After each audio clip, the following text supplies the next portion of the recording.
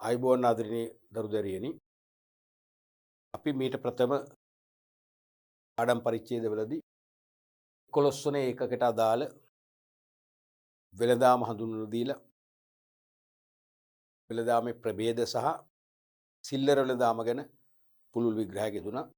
අපි අද පාඩම් පරිච්ඡේදයෙන් කතා කරන්න යන්නේ වෙළඳාම් ඒකකට අදාළ තුන්වන පරිච්ඡේදයේ තොග වෙළඳාම.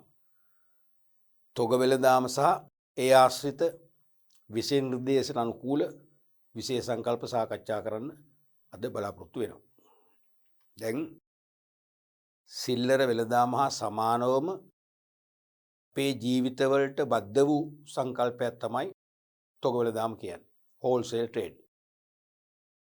දැන් දැනට වසර 15කට වගේ උඩදි වෙනකම්ම සිල්ලර වෙළඳාම, තොග වෙළඳාම නිශ්චිතව අංශ දෙකක් වශයෙන් අපිට දකින්න පුළුවන්කම ලැබුණා. මොකද අංශ දෙකක් වශයෙන් ස්වාධීනව මේ වෙළඳ සංකල්ප දෙක ක්‍රියාත්මක වුණා. ඒ වසර 15කට පමණ උඩදී. නමුත් වෙළඳපොළ විවෘත වෙළඳපොළක් බවට පත්වීමත් සමගම සහ වෙළඳපොළ තරඟකාරීත්වය ඉහළ යාමත් සමගම සිල්ලර වෙළඳුන් තොග වෙළඳාම සියතර ගනිමින්ද තොග වෙළඳුන් සිල්ලර වෙළඳාම සියතර ගනිමින්ද වෙළඳාමේ විශාල පරිවර්තනයක් වෙලා තියෙනවා. ඒ නිසා අද වන විට තොග වෙළඳු කවුද සිල්ලර වෙළඳු කවුද කියලා හොයාගන්න බැරි තත්ත්වයකටපත් වෙලා තියෙනවා. මට මතකයි ඔය මම කිව්ව කාලෙට පෙර සමහර වෙළඳසැල වල නාමපුරු දානවා. නම දාලා තොග වෙළඳසැල. තොග වෙළඳසැල. නැත්තම් සිල්ලර වෙළඳසැල. දැන් එහෙම නාමපුරු දකින්න පුළුවන්ද? මෑත කාලේ මම හම්බෙමත් එකක් දැකලා නැහැ. අද ඒ කියන්නේ මේ දෙක එකට මිශ්‍ර වෙලා තියෙන, හයිබ්‍රිඩ් වෙලා තියෙන, දෙමුහුම් වෙලා තියෙන. තේරුණාද? ඉතින් එවැනි යුගයක අපි ඉන්නේ. නමුත් තොග වෙළඳාම කියන සංකල්පය අපට වෙළඳ ලෝකයෙන් අයින් කරන්න බෑ. තොග වෙළඳාම කියන සංකල්පය සිල්ලර වෙළඳ කරත් තොග වෙළඳාම නම් තොගම තමයි. නිෂ්පාදකයා කරත් තොග වෙළඳාම තමයි. පැහැදිලිනේ? එකම දේ අර වෙනද වගේ තොග වෙළෙන්දෙක් තොග වෙළෙන්දක රාජකාරිය පමනක් කරන සිල්ලර වෙළෙන්දෙක් සිල්ලර වෙළෙන්දක රාජකාරිය පමනක් කරන ස්වාධීනතාවයක් දකින්න බෑ අපිට. නමුත් සංකල්ප දෙක එලෙසම ක්‍රියාත්මකයි. එතනින් නොනවති වර්තමානයේ නිෂ්පාදකයා ගත්තොත් නිෂ්පාදක මොකද කරන්නේ? නිෂ්පාදකයාත් ওই දෙකට සම්බන්ධ වෙලා තියෙනවා. සමහර නිෂ්පාදකයෝ තොග වෙළෙන්දු පාවිච්චි කරන්නෙම නැහැ. තොග වෙළෙන්දක රාජකාරියත් නිෂ්පාදකයම කරනවා. එතනින් නොනවති සමහර නිෂ්පාදකයෝ සිල්ලර වෙළඳුන්ගේ රාජකාරියත් කරනවා. තමන්ගේම අපි කියන අවුට්ලට් කියලා තමන්ගේම භාණ්ඩ අලෙවි කරන කුඩා වෙළඳසල් ස්ථාපිත කළ ඒව මගින් භාණ්ඩ අලෙවි කරනවා. අද මේ වගේ අර මිශ්‍ර වෙච්ච ස්වභාවයක් තියෙන. නමුත් සංකල්ප දෙක දෙකක්. අපි බලමුකෝ මුලින්ම නිර්වචනය තොග වෙළඳාම හෝල්සේල් ට්‍රේඩ් අපි කලිනුත් කිව්වා වගේ නැවත විකිණීමේ චේතනාවෙන් මිලදී ගන්නා ගැනුම්කරුවන් වෙත නිෂ්පාදිත අලෙවි කිරීම හා නැවත විකිණීමේ පරමාර්ථයෙන් නිෂ්පාදිත මිලදී ගැනීම තොග වෙළඳාම ලෙස හැඳින්වේ. එසේ නිෂ්පාදිත අලෙවි කරන්න තමයි තොග වෙළඳ කියලා කියන්නේ. අවසන් පරිභෝජන චේතනාවෙන් වික්කොත් සිල්ලර. නැවත විකිණීමේ චේතනාවෙන් අලෙවි කරොත් ඒක තොග වෙළඳාම. ඉතින් මේකත් දෙපැත්තෙම කීත හැකියි. විකුණුම් කරුගේ පැත්තෙන් ගැනුම් කරුගේ පැත්තෙන් දෙපැත්තෙම කීත හැකියි. නැවත විකිණීමේ චේතනාවෙන් භාණ්ඩ ආසේව විකිණීම තොග වෙළඳාම. එහෙම නැත්නම් නැවත විකිණීමේ චේතනාවෙන් භාණ්ඩ ආසේව මිලදී ගැනීම ඒත් තොග වෙළඳාම. අපේ පැත්තෙන් කිව්වොත්. පැහැදිලිනේ? එතකොට තොග වෙළඳාමේ මූලික ලක්ෂණ කීපයක් අපිට හඳුනා ගන්න පුළුවන්. එකක් තමයි නැවත විකිණීමේ අරමුණෙන් භාණ්ඩ මිලට ගැනීම. මිලදී ගන්නේ තමන්ගේ පරිභෝජනෙන් නෙවෙයි. මෙතන මිලදී ගන්න ගැනුම්කරුවා බය කියන කෙනා ගැනුම්කරු අල්ටිමේට් කන්සියුමර් කෙනෙක් නෙවෙයි. අවසන් පාරිභෝගිකයෙක් නෙවෙයි. එයා ගන්නේ නැවත විකුණන්න. ඉතින් මේ ලක්ෂණයම අපිට කීත හැකි නැවත විකිණීමේ අරමුණෙන් භාණ්ඩ විකිණීම ඒත් හරි. තේරෙනවද? එහෙනම් තොග හා සිල්ලර වෙළඳාම වෙන් කරගන්න ප්‍රධානම සාධකය මෙතන කියවෙනවා. මොකද ඕක විභාගෙදී වාස්තික ප්‍රශ්න පත්‍රයේ වාස්තික ප්‍රශ්න වලට නිතරම යොමු වෙනවා. තොග වෙළඳාම හා සිල්ලර වෙළඳාම වෙන් කරගන්න ප්‍රධාන සාධකය මොකද්ද? මිලදී ගැනීමේ චේතනාව නැත්නම් විකිණීමේ චේතනාව. මිලදී ගන්නේ අවසන් පරිභෝජන චේතනාවෙන්ද ඒක සිල්ලර. මිලදී ගන්නේ නැවත විකිණීමේ චේතනාවෙන්ද ඒක. එහෙමනම් චේතනාව කියන එකටම මේ චේතනාව කියන එකටම අපිට තව ඇතුළත් කරන්න පුළුවන්. විකිර අරමුණෙන් කියන එක. තේරෙනවද? අරමුණෙන් කියන එකට අපිට ඇතුළත් කරන්න පුළුවන්. මේකටම කියන්නේ චේතනාව. චේතනාවටම ගැනුම්කරු නැත්නම්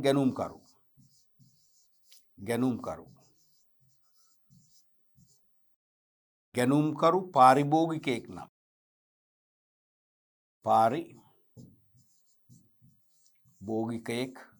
නම් ඒක සිල්ලර වෙළඳාම. ගැනුම්කරු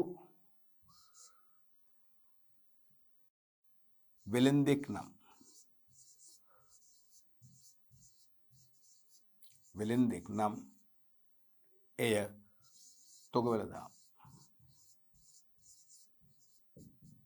හරිනේ? එහෙනම් තොග වෙළඳාම සහ සිල්ලර වෙළඳාම වෙන් කරන ප්‍රධාන ලක්ෂණ තමයි මේ හයිලයිට් කරේ ඔයගලන්ට. මිලදී ගැනීම අරමුණ. තේරුණාද? නැවත විකිණීම අරමුණ නම් තොග. අවසන් පරිභෝජන අරමුණ නම් සිල්ලර. ඕකම තමයි චේතනාව කියන්නේ. තම පරිභෝජන චේතනාවෙන් නම් මිලදී ගන්නේ සිල්ලර. නැවත විකිණීමේ චේතනාවෙන් නම් තොග. එහෙම නැත්නම් මේ චේතනාව අරමුණ වෙනුවට කියන්න පුළුවන් ගැනුම්කරු. ගැනුම්කරු පාරිභෝගිකයෙක්. කන්සියුමර් කෙනෙක් නම්. පාරිභෝගිකයෙක් මොකටද මිලදී ගන්නේ? තමන්ගේ පාවිච්චි. තමන්ගේ පරිභෝජන චේතනාවෙන්. එහෙනම් ගැනුම්කරු කියලා ගන්නත් පුළුවන්. මේ දෙක වෙන් කරගන්න සාධකයේ හෙව්වොත් එක්ක මිලදී ගැනීමේ චේතනාව, එක්ක මිලදී ගැනීම අරමුණ නැත්නම් ගැනුම්කරු. ගැනුම්කරු වෙලෙන්දෙක් නම් එයා මිලදී ගන්නේ නැවත විකුණන්න. එහෙමනම් ඒක තොග. පැහැදිලිනේ? එහෙනම් තොග හා සිල්ලර වෙළඳාමේ වෙන් කරගන්න ප්‍රධාන සාධකයේ වූ සාධකයේ තමයි ගැනුම්කරු. ගැනුම්කරු පාරිභෝගිකයෙක් නම් සිල්ලර. ගැනුම්කරු වෙළෙන්දෙක් නම් තොග. නැත්තම් මිලදී ගැනීමේ හෝ විකිණීමේ චේතනාවවත් අරමුණු. පැහැදිලිද? රයිට්. දෙවෙනි එක තමයි බහඬ තොග වශයෙන් අලෙවි කිරීම. සාපේක්ෂව දැන් සිල්ලර වෙළඳාමත් එක්ක සසදද්දී කුඩා පරිමාණ තොගනේ ඒකේ විකිණෙන්නේ. නමුත් තොග වෙළඳාම ඉතින් වචන අර්ථයෙන්ම සිල්ලර වෙළඳාම වගේ නෙවෙයි සාපේක්ෂව මහා පරිමාණයෙන් තොග අලෙවි කිරීම වෙනවා. තොග හුවමාරු වෙනවා. නමුත් එය අනිවාර්ය නැහැ. නැවත කියනවා මං අනිවාර්ය නැහැ. මම එක බහඬ ඒකකයක් ගන්නවා නැවත විකිණීම සඳහා. එකයි මං ගන්න. ඒත් තොග තමයි. නමුත් සාපේක්ෂව වෙන්නේ ඉතින් ඒ කලාතුරකින් එහෙම වුණාට සාමාන්‍ය වෙළඳ ක්‍රියාවලිය වෙන්නේ විශාල ඒකක ප්‍රමාණයක් තමයි තොග වෙළඳාමදී අලෙවි වෙන්නේ. තුන්වෙනි එක තමයි වෙළඳ වට්ටම් බහුලව ලබා දීම. මතකනේ වෙළඳ වට්ටම් කියන්නේ භාණ්ඩයක ලකුණු කළ මිලෙන් නැත්නම් ඉන්වොයිස් බිලෙන් අඩු කරන ප්‍රමාණය. භාණ්ඩයක රුපියල් 100ක් ලකුණු කරලා තියෙනවා නම් 110ක වෙළඳ වට්ටමක් ලබා දෙන්න විකුණුම් කරු කැමති නම් එහෙනම් රුපියල් 10ක් අඩු කරනවා. 90ට විකුණනවා. ඒ වගේ වට්ටම් සිල්ලර වෙළඳාමේදී දෙනවා. නමුත් සිල්ලර වෙළඳාමට වඩා බහුලව ඉහළ අගයන්ගෙන් යුක්ත වෙළඳ වට්ටම් පිරිනමන්නේ මොකේද? තොග වෙළඳාමේදී. හතරවෙනි එක තමයි බහඬ තොග වශයෙන් ගබඩා කර තිබීම. සාමාන්‍යයෙන් තොග වෙළෙන්දෙක් ළඟ කුඩා පරිමාණ නෙවෙයි විශාල පරිමාණයක් අපි කියන්නේ බල්ක් ස්ටොක් කියලා විශාල පරිමාණයෙන් තොග ගබඩා කරනවා. ඒ කියන්නේ යා සාමාන්‍යයෙන් කිසියම් තොග චක්‍රයක් ස්ටොක් සයිකල් එකක්. මොකද්ද මේ තොග චක්‍රයක් කියන්නේ? තොග චක්‍රයක් කියන්නේ යා ගබඩාවට තොග අරගෙන රැස් කර තබාගෙන ඒව සිල්ලර වෙළඳුන්ට අලෙවි කරනවා. අලෙවි කරලා අවසන් වෙද්දී නැවත තොග ඇනවුම් කරනවා. අන්නේ කාලේ. එක තොගයක් ඇනවුම් කර ඊළඟ තොගේ ඇනවුම් කිරීම දක්වා කාලය තමයි තොග චක්‍රය කියන්නේ. හරිද? අන්නේ තොග චක්‍රය තුල එයා විශාල වශයෙන් තොග නැත්නම් බල්ක් ස්ටොක් විශාල තොග වශයෙන් රැස් කර තබන ගබඩාවල. ඊළඟට භාණ්ඩ ප්‍රවර්ධන කටයුතු ගොඩක් වෙලාට තොග වෙලෙන් තමයි මෙහෙවන්නේ. වර්තමානයේ අලුත්ම ප්‍රවණතාවක් ට්‍රෙන්ඩ් එකක්. නිෂ්පාදකව ප්‍රවර්ධන කටයුතු කරන්නේ. එයා නිෂ්පාදනය කිරීම පමණයි කරන්නේ. එයාට විශ්වාසනීය තොග වෙළඳුන්පත් කරගෙන තොග වෙළෙන්දට බාර කරනවා ප්‍රවර්ධන කටයුතු. කිව්වම පුවත්පත්, රූපවාහිනි යන්ත්‍ර, රූපවාහිනි නාලිකා, ගුවන්විදුලි නාලිකා, සමාජ ජාල, අන්තර්ජාල වැනි මාධ්‍යයන් මගින් ප්‍රචාර දැන්වීම් පළ කරන්න. ප්‍රචාර දැන්වීම් නොවන ප්‍රවර්ධන ක්‍රම, සේල් පැවැත්වීම, නොමිලේ සාම්පල් බෙදා දීම, වීදි හඳුන්වා දීම, ආකර්ෂණීය වීදිවල බහන්න හඳුන්වලා දෙන්නේ. ඒ වගේ දේවල් කරන්න තොග වෙළෙන්දට පවරන. තොග වෙළෙන්ද තමයි ප්‍රවර්ධන කටයුතු බොහෝ වෙලාවට දැන් මෙහෙවන්නේ. ඒක ප්‍රවණතාවක්, ට්‍රෙන්ඩ් එකක්. ඊළඟට වෙළඳ පොළ පිළිබඳ පරීක්ෂණ කිරීම නැත්නම් පර්යේෂණ කිරීම කොත් හරි. මාකට් ටෙස්ටිං නැත්නම් මාකට් රිසර්ච්. දැන් වෙළඳ පොළේ නිරන්තරයෙන්ම විචලනයන් සිදු වෙනවා. සිල්ලර වෙළෙන්දන්ගේ වෙනස්කම් ඇති වෙනවා. විශේෂයෙන්ම පාරිභෝගිකයන්ගේ ආදායම් මට්ටම වෙනස් වෙනවා. රුචිකත්වය වෙනස් වෙනවා. ජීවන රටාව වෙනස් වෙනවා. දැන් ඕගොල්ලෝ යෞවන වයසේදී භාණ්ඩාසේව පරිභෝජනය කරලා ජීවත් වන ක්‍රමේ නෙවෙයි වැඩි වියටපත් වෙද්දී තියෙන්නේ. ඔබ විවාහ වෙලා දරුවෝ ලැබිලා මුහුකුරා අවදීන එනකොට පරිණත අවදීන එනකොට ජීවන රටාව ඊටත් වඩා වෙනස්. අන්නේ වෙනස්කම් අනිවාර්යයෙන්ම හඳුන ගන්න ඕනේ. මොකද මේ වෙළඳ පොලේ සිදුවන සියලු විචලනයන් නිෂ්පාදයකට වැදගත් වෙනවා. තමන්ගේ නිමෙවුම් ඒ වෙනස් වන වෙළඳ පොළ තත්ත්වයන්ට ගැලපෙන පරිදි නවීකරණය කරන්න.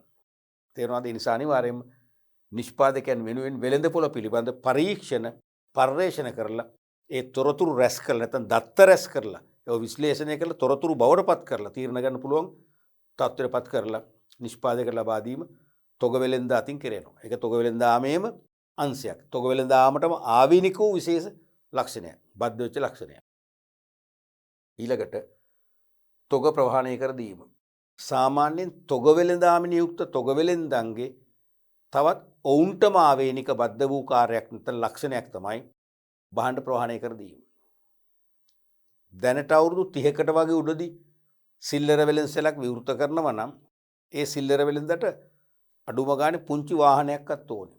එයාට සිදු වෙනවා භාණ්ඩ ගිහිල්ලා මිලදී ගන්න තොග වෙළඳුන්ගෙන් සැපයුම් කරවන්ගේ නිෂ්පාදකයින්ගෙන්. අද වන විට සිල්ලර වෙළෙන්දෙකුට කිසිදු වාහනයක් ඕනේ නැහැ. මොකද තොග වෙළෙන්දු ළඟ වාහන තියෙනවා. අද තොග වෙළෙන්දු කියන්නේ කෙලින්ම ප්‍රේරක නියෝජිතයෝ හා සමානයි. ප්‍රේරක නියෝජිතයෝ ෆෝර්වර්ඩින් ඒජන්ට්ලා. ඒ කියන්නේ ඔවුන්ටම ආවේනික වූ ප්‍රවාහන පද්ධති තියෙනවා. ඒ නිසා අපි ඇනවුම් කළ සැනින් ඒගොල්ලන්ගේ ප්‍රවාහන පද්ධති මගින් භාණ්ඩ ප්‍රවාහණය කරලා දෙනවා. තේරුණාද? ඒ නිසා භාණ්ඩ සිල්ලර වෙළඳුන් වෙත නැත්නම් විවිධ වෙළඳ පොළ කොටස් වෙත ප්‍රවාහණය කර දීමත් තොග වෙළඳාමටම ආවේනික වූ විශේෂ ලක්ෂණයක් වෙනවා. නොගේ ප්‍රධාන ලක්ෂණ කීපයක් තියෙනවා තොග වෙළඳාම තුල.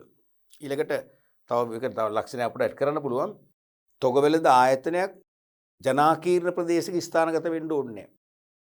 තොග වෙළඳ ආයතන ස්ථානගත වෙන්න ඕනේ වඩා සුරක්ෂිත ආරක්ෂාව තියෙන යටිතල පහසුකම් ගහන නැත්තම් බහුල ස්ථානයක. මොකද තොග වෙළෙන්දට ඇනවුමක් ලැබුණම ඉක්මනින්ම යාට භාණ්ඩ ප්‍රවාහණය කරන ප්‍රවාහන පහසුකම් තියෙන්න ඕනේ. එයාට sannivedana පහසුකම් නිරන්තරයෙන්ම තියෙනවා. මොකද වෙළඳ පොලේ විවිධ සිල්ලර වෙළඳුන් සමහරට 100,000 ගාණක් ඇමතුම් ලබා දෙනවා. ඒක ඊමේල් පණිවිඩය වෙනවා. තේරෙනවද? එහෙම නැත්නම් ෆැක්ස් පණිවිඩය වෙනවා. ඒ හැමදේම ලබා ගන්න ප්‍රතිපිලිතුරු යවන්න sannivedana පහසුකම් ඕනේ. තේරෙනවද? විශාල ගබඩා පහසුකම් ඉදි කරන්න පුළුවන් ඉඩ පරිශ්‍රයක් තියෙන තරක් වෙන්න ඕනේ. ජනාකීර්ණ වෙන්න ඕනේ. ඒ නිසා යටිතල පහසුකම් බහුල ඒ වගේම පොදු ආරක්ෂාව කියන්නේ ජලගැලීම් වගේ නිතර ඇති වෙනවා නම් හොඳ නෑ. මොකද ගබඩාව විනාශ වෙනවා. භාණ්ඩ වලට හානි වෙනවා. භූමිකම්පා නායම් ඒ වගේ තැනක් නොවන්න ඕන. කොටිම ස්වභාවික විපත් අවදානම් වලින් තොර ප්‍රදේශයක් ස්ථානයක් වෙන්නට ඕන. ඒ වගේම සොර සතුරන්ගෙන් තොර ප්‍රදේශයක් වෙන්නත් ඕන. සොර සතුරු උවදුරු වැඩි නම් ඒ අවදානමත් එක්ක ගබඩාවක් මේන්ටේන් කරන්න බෑ. තේරුණාද? අන්න ඒ වගේ ස්ථානයක තමයි තොග වෙළඳ ස්ථාන නැත්නම් තොග වෙළඳ සංකීර්ණ ස්ථානගත කරන්න ඕනේ. උන එක පිට එකක් දාන්න පුළුවන් 8 වෙනි එකක් වශයෙන් යටිතල පහසුකම් සහිත පොදු ආරක්ෂාව. හැමතිම ආරක්ෂාව කියන එක මේ පොදු ආරක්ෂාව කියන්නේ. පොදු ආරක්ෂාව.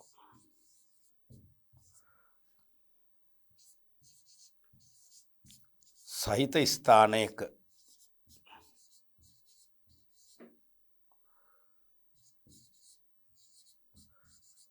ස්ථානගත කරයි. හෝතර පොදු ලක්ෂණ. අපි බලමු ඊළඟට තොග වෙළෙන්දන්ගෙන් ඉටුවන සේවා. සිල්ලර වෙළෙන්දගෙනුත් සේවා ඉටු වෙනවනේ. ඒ වගේම තමයි තොග වෙළෙන්දන්ගෙනුත් සේවාවන් ඉෂ්ට වෙනවා. අපි ඒකත් බෙදනවා පැති කිහිපයකට. එකක් තමයි නිෂ්පාදකයට. නිෂ්පාදකයට තොග වෙළෙන්දගෙන තිබෙන සේවා. පළවෙනි එක තමයි නිෂ්පාදකයාගේ නිෂ්පාදිත තොග වශයෙන් ලබා ගැනීම. ප්‍රධානම සේවය ඕකනේ. දැන් නිෂ්පාදකයා නිපදවන වේගය අනුව නිපදවන ධාරිතාවය අනුව තොග වෙළෙන්දේ වත්පත් කරගන්න. එහෙම නොකළා නම් මොකද වෙන්නේ? එහෙමනම් නිෂ්පාදකයාට නිෂ්පාදන ක්‍රියාවලට අමතරව විශාල ගබඩා සංකීර්ණ ඉදිකර නඩත්තු කරන්න වෙනවා. ඒ ගබඩා සංකීර්ණ භාණ්ඩ තැන්පත් කරන්න වෙනවා. ඒවට අවශ්‍ය ලිපි ලේඛන මෙහෙවන්න වෙනවා. ඒ භාණ්ඩ වලට ආරක්ෂාව සපයන්න වෙනවා. ඒ භාණ්ඩ මෙහෙයුම් කටයුතු වලට ශ්‍රම හමුදාවක් වෙනම පවත්වගෙන යන්න වෙනවා. තේරෙනවද? අන්න ඒ පරිශ්‍රමයෙන් දැන් නිෂ්පාදකයා නිදහස් වෙනවා. මොකද නිෂ්පාදකයාගේ නිෂ්පාදිත විශාල තොග වශයෙන් අරගෙන මෙයා රැස් කර තබන නිසා. දෙවෙනි එක තමයි වෙළඳපොළ පිළිබඳ තොරතුරු ලබා දීම. සිල්ලර වෙළඳුන් මාර්ගයෙන් බොහොම සූක්ෂම ලෙස වෙළඳපොළ තොරතුරු ගන්නවා. විශේෂයෙන්ම පාරිභෝගිකයන්ගේ තොරතුරු. ආදායම් මට්ටම, රුචිකත්වය සහ රුචිකත්වයේ වෙනස් වීම, ජීවන රටාව එහි වෙනස් වීම. තේරුණාද? ඒගොල්ලන්ගේ ආදායම් විෂමතාවය, ඒ හැම දෙයක් පිළිබඳ තොරතුරු රැස් කළා නිෂ්පාදකයට ලබා දීමෙන් නිෂ්පාදකයට හැකි වෙනවා වෙළඳපොළට ගැලපෙන පරිදි භාණ්ඩ නිෂ්පාදනය කර, භාණ්ඩ මිල කර, ප්‍රවර්ධනය කර අලෙවි කරන්න අවස්ථාව උදා වෙනවා. නැත්නම් වෙළඳපොළට ගැලපෙන ආකාරයෙන් නිෂ්පාදන ක්‍රියාවලිය පවත්වාගෙන යන්න හැකියාව ලැබෙනවා. ඊළඟ එක තමයි නිෂ්පාදකයාට විවිධ සේවාවන් සැපයීම. උදාහරණ වශයෙන් මූල්‍ය පහසුකම්. ඒ කියන්නේ නිෂ්පාදකයාට යම් යම් මූල්‍ය ගැටලු තියෙනවා නම් තොග වෙළෙන්දු පොලි සහිතව හෝ රහිතව, ඇතැම් විට පොලි සහිතව, බොහෝ විට පොලි රහිතව. බොහෝ කියන්නේ සාමාන්‍ය ණය මුදලක් නම් පොලි රහිතවම දෙනවා. විශාල ණය මුදලක් නම් බොහොම අඩු ප්‍රතිශතයක පොලියක් අය කරලා මූල්‍ය පහසුකම් සපයනවා. මොකද නිෂ්පාදකයා නිෂ්පාදනය කළොත් තමයි තොග වෙළෙන්ද ක්‍රියාකාරී ව්‍යාපාරිකයෙක් වෙන්නේ. තේරුණාද? තොග වෙළෙන්ද ක්‍රියාකාරී වෙන්න නම් එයා තොග වෙළෙන්දාම නියුක්ත වෙන්න එපා. තොග වෙළෙන්දාම නියුක්ත වන්නට නම් අනිවාර්යයෙන්ම එයාට තියෙන්න ඕනේ මොනවද? නිමෙවුම් තියෙන්නට ඕනේ. පැහැදිලි නේද? මොකද නිෂ්පාදකයා ජීවමාන වෙලා එයා නිෂ්පාදනය කළොත් තමයි තොග වෙළෙන්දෙක් ජීවමාන වෙන්නේ. ඒ නිසා තොග වෙළෙන්ද උත්සාහ කරනවා තමන් සතු මූල්‍ය ශක්තිය පාවිච්චි කරලා අවශ්‍ය වෙලාවට මූල්‍ය ආධාර දෙන්න. දීලා අරය මුලින් ක්‍රියාත්මක කරන්න. කවුද නිෂ්පාදකයා? එයා ක්‍රියාත්මක වුණොත් තමයි තොග වෙළෙන්ද ක්‍රියාත්මක වෙන්නේ. පැවැත්මක් තියෙන්නේ. තේරෙනවද? ඊළඟට අමුද්‍රව්‍ය ලබා දීම. බොහෝ වෙලාවට තොග වෙළෙන්ද තොග වශයෙන් විවිධ ප්‍රදේශවල භාණ්ඩ බෙදාහැරීමේ කටයුතු නියුක්ත වෙනවා. ඒ නිසා විවිධ ප්‍රදේශවල තත්වයන් තේරෙනවද? ඒවා පවතින සම්පත්, කියන්නේ සම්පත් ව්‍යාප්තිය පිළිබඳ මන අවබෝධයක් තියෙනවා. ඒ නිසා නිෂ්පාදකයා දැනට යම් යම් අමුද්‍රව්‍ය ලබා ගන්න මූලාශ්‍ර නැත්නම් ලබා ගන්න ක්‍රම වලට වඩා වාසිදායක මූලාශ්‍ර තොග වෙළෙන්ද දන්නවා. ඒ කියන්නේ තත්වයෙන් උසස් අමුද්‍රව්‍ය සාපේක්ෂව අඩු මිලට ඉක්මනින් ප්‍රවාහනය කරගත හැකි ආසන්න ස්ථාන දන්නවා. අන්න ඒ වගේ මූලාශ්‍ර හඳුනගත්තොත් තොග වෙළෙන්ද නිෂ්පාදකයට දැනුම් දීලා නිෂ්පාදකයාගේ ඉල්ලීම මත භාණ්ඩ වෙළඳපොළට බෙදා හැරලා එන අතරේ එන ගමන් අවශ්‍ය අමුද්‍රව්‍ය ප්‍රවාහනය කරලා දෙනවා. ලොකු සේවයක් ඒතකොට ඒක නිෂ්පාදක වෙනුවෙන් කරනවා. අනික ගබඩා පහසුකම් කොහොමද තියෙනවනේ. මොකද නිෂ්පාදකයා නිපදවන තොග විශාල වශයෙන් අරගෙන එලිමහනේ රැස් කරන්න බෑනේ. අනාරක්ෂිතයිනේ. අනිවාර්යයෙන් මෙයා එන විශාල ගබඩා පහසුකම් නඩත්තු කරනවා. කා සඳහාද? නිෂ්පාදකයා වෙනුවෙන්. ඊළඟට ප්‍රචාරණ කටයුතු කිරීම. අද වන විට ප්‍රචාරණය ඇතුළු ප්‍රවර්ධන කටයුතු මෙහෙවීමත් නිෂ්පාදක වෙනුවෙන් කරන මහා පරිමාණ නැත්නම් අගනා සේවාවක් වෙනවා තොග වෙලෙන්දගේ. ඊළඟට අකණ්ඩව භාණ්ඩ බෙදා හැරීම. දැන් නිෂ්පාදකයා නිපදවන නිමවුම් මහා පරිමාණ තොග වශයෙන් අත්පත් කරගෙන ගබඩා කර සිල්ලර වෙළඳුන් වෙත අකණ්ඩව බෙදා හරිනකොට තමයි නිෂ්පාදකයාගේ නිෂ්පාදන ක්‍රියාවලිය අකණ්ඩව යන්නේ. තේරෙනවද? මේ නිෂ්පාදකයයි තොග වෙළෙන්දයි කියන්නේ එකම කාසිය දෙපැත්ත. නැත්නම් නිෂ්පාදකයයි තොග වෙළෙන්දයි කියන්නේ හරියට දුම්රිය එන්ජින් එකයි දුම්රිය මැදිරි හා සමානයි. දුම්රිය එන්ජින් එක ක්‍රියාත්මක වුණොත් තමයි මැදිරි ඉස්සරහට අරන් යන්න පුළුවන් වෙන්නේ. දුම්රිය එන්ජින් එක අක්‍රිය නම් මැදිරි ධාවනය කරන්න බෑ. ඒ වගේ තමයි. එහෙනම් අනිවාර්යයෙන්ම නිෂ්පාදකයාගේ නිෂ්පාදන ක්‍රියාවලිය අකණ්ඩව සක්‍රිය කරන්නට නම් මොකද්ද වෙන්න ඕනි? තොග වෙළෙන්ද අත්පත් කරගන්න තොග ලහිලහියේ සිල්ලර වෙළඳුන්ට නැත්නම් වෙළඳ පොළට බෙදා හරින්න ඕන. බෙදා හැරියොත් තමයි නැවත නිෂ්පාදකයාට නිෂ්පාදනය ආරම්භ කරන්න පුළුවන් වෙන්නේ. එහෙනම් අකණ්ඩව බෙදා හැරීමේ ක්‍රියාවලිය කරන නිසා අකණ්ඩව නිෂ්පාදන ක්‍රියාවලිය තුළින් නිෂ්පාදකයාට අකණ්ඩ පැවැත්මක් ආරක්ෂා කරගන්න පුළුවන්. නොගේ සේවාවන් කීපයක්ම නිෂ්පාදක වෙනුවෙන් තොග වෙළෙන්ද ඉෂ්ට කරනවා. ඊළඟට සිල්ලර වෙළෙන්දට. සිල්ලර වෙළඳුන්ටත් තොග වෙළඳුන්ගෙන් සේවා ඍජුවම ලැබෙනවා. එකක් තමයි භාණ්ඩ තොග වශයෙන් සැපයීම. දැන් සිල්ලර වෙළඳුන්ටත් භාණ්ඩ එක එක මිලදී අරන් හරියන්නේ නැහැනේ. සාමාන්‍ය මට්ටමේ තොගයක්වත් ගන්න එපා. තේරෙනවද? සිල්ලර වෙළෙන්දෙකුට යම් මට්ටමක තොග රැස් කරගන්න වෙනවා. සිල්ලර වෙළෙන්දසලක් කියන්නේ එක්තරා අන්දමක ගබඩාවක්. ගනුදෙනුකරු ඉල්ලුවාම සැපයීම පිණිස භාණ්ඩ කල්ැතු අරගෙන රැස් කරගන්න එපා. එහෙනම් භාණ්ඩ තොග වශයෙන් සැපීම කරනවා සිල්ලර වෙළෙන්දාට. ඒකත් වාසි. අනිත් එක සිල්ලර වෙළෙන්සලටම භාණ්ඩ ගෙන විද්දීම නැත්නම් ප්‍රවාහනය කර දීම. මුල් කාලේ සිල්ලර වෙළෙන්දෙක් සාර්ථක වෙන්නේ එයාට ප්‍රවාහන මාධ්‍යයක් තිබුණොත්. නමුත් දැන් එහෙම එකක් නැහැ. දැන් අනිවාර්යයෙන්ම Tamanටම ප්‍රවාහන මාධ්‍යයක් අවශ්‍ය නැහැ. මොකද තොග වෙළෙන්දුන්ට ප්‍රවාහන පද්ධතියක් තියෙනවා. මම ඒකට කලින් ඒගොල්ලෝ ප්‍රේරක නියෝජිතයෝ ෆෝඩින් ඒජන්ට්ලා. ඒ නිසා තමයි සිල්ලර වෙළෙන්දාවට කෙලිම භාණ්ඩ ගෙනවිත් බාර දෙනවා. ඊළඟට ණය පහසුකම් සැපයීම. දැන් සිල්ලර වෙළෙන්දුකට ආරම්භයේදී පළවෙනි අවස්ථාව නට ගන්න බෑනේ. ආරම්භයේදී භාණ්ඩ මුදල් ගෙවලා අරගෙන එයාට යම් වෙළඳාමක් කළ හැකි බව තහවුරු කළොත් දෙවන තුන්වන වාරේ දැන් කිසි ප්‍රශ්නයක් නැහැ. එබෙන් කීප ගුණයක තොග වුණත් මොකද වෙන්නේ? ණයට ගන්න පුළුවන්. ඒක තමයි සාමාන්‍යයෙන් වෙන්නේ. සමහර සිල්ලර වෙළඳන්ගේ පසුබිම හඳුනගෙන ඒගොල්ලන්ගේ වත්කම් ධාරිත හඳුනගෙන මුදල් නැහැ වත්කම් තියෙන ඒගොල්ලන්ට. තේරෙනවද? ආපසු අය කරගැනීමේ හැකියාව තේරුම් අරගෙන පළවන අවස්ථාවේදීම ණයට දෙන්න පුළුවන්. නැතත් දෙවන අවස්ථාවේ සිට ණයට අලෙවි කරනවා. ඒ නිසා ණය පහසුකම් සපයනකොට විශේෂයෙන්ම භාණ්ඩ ණයට සැපීම. මේ මාසේ සපයන භාණ්ඩවල සල්ලි ඊළඟ මාසේ සපයනවා. ඒ වගේ. ඊළඟ මාසේ අපසු ගෙවනවා. භාණ්ඩ තේරීම, ඇසිරීම, මිශ්‍ර කිරීම ආදී සේවාවන්හි නිරත වීම. දැන් සිල්ලර් වෙළඳුන්ට සපයන භාණ්ඩ ඒගොල්ලෝ තෝරනවා. සමහරට කුඩා භාණ්ඩ, විශාල භාණ්ඩ, මධ්‍යම භාණ්ඩ. එහෙම නැත්නම් පිළිමු ලූණු කියලා ලොකු ලූණු, ඒ වගේ මධ්‍යම ප්‍රමාණයේ ලූණු, කුඩා ලූණු කියලා වර්ග තුනකට කඩලා මිල විශේෂණයක් කරනවා. හොඳම ලූණු ලොකු ලූණු එක මිලක්. ඊළඟ ලූණු තව මිලක් නේ. ඒව කරන්න තොග වෙළෙන්දම උදව් කරන්නේ. තොග වෙළෙන්ද තමයි මේකේ ආරම්භක සහායකය වෙන්නේ. ඒ වගේම ඇසුරුම් කරන්න. සමහරට තොග වෙළෙන්ද ඇසුරුම් නොමැතිව බහන් අලෙවි කරන්නේ. සිල්ලර වෙළෙන්ද තමයි ඇසුරුම් කරන්නේ. ඒ ඇසුරුම් කරන එක සාර්ථකව කරන්නත් අවශ්‍ය මඟ පෙන්වීම කරනවා. අනික මිශ්‍ර කිරීම.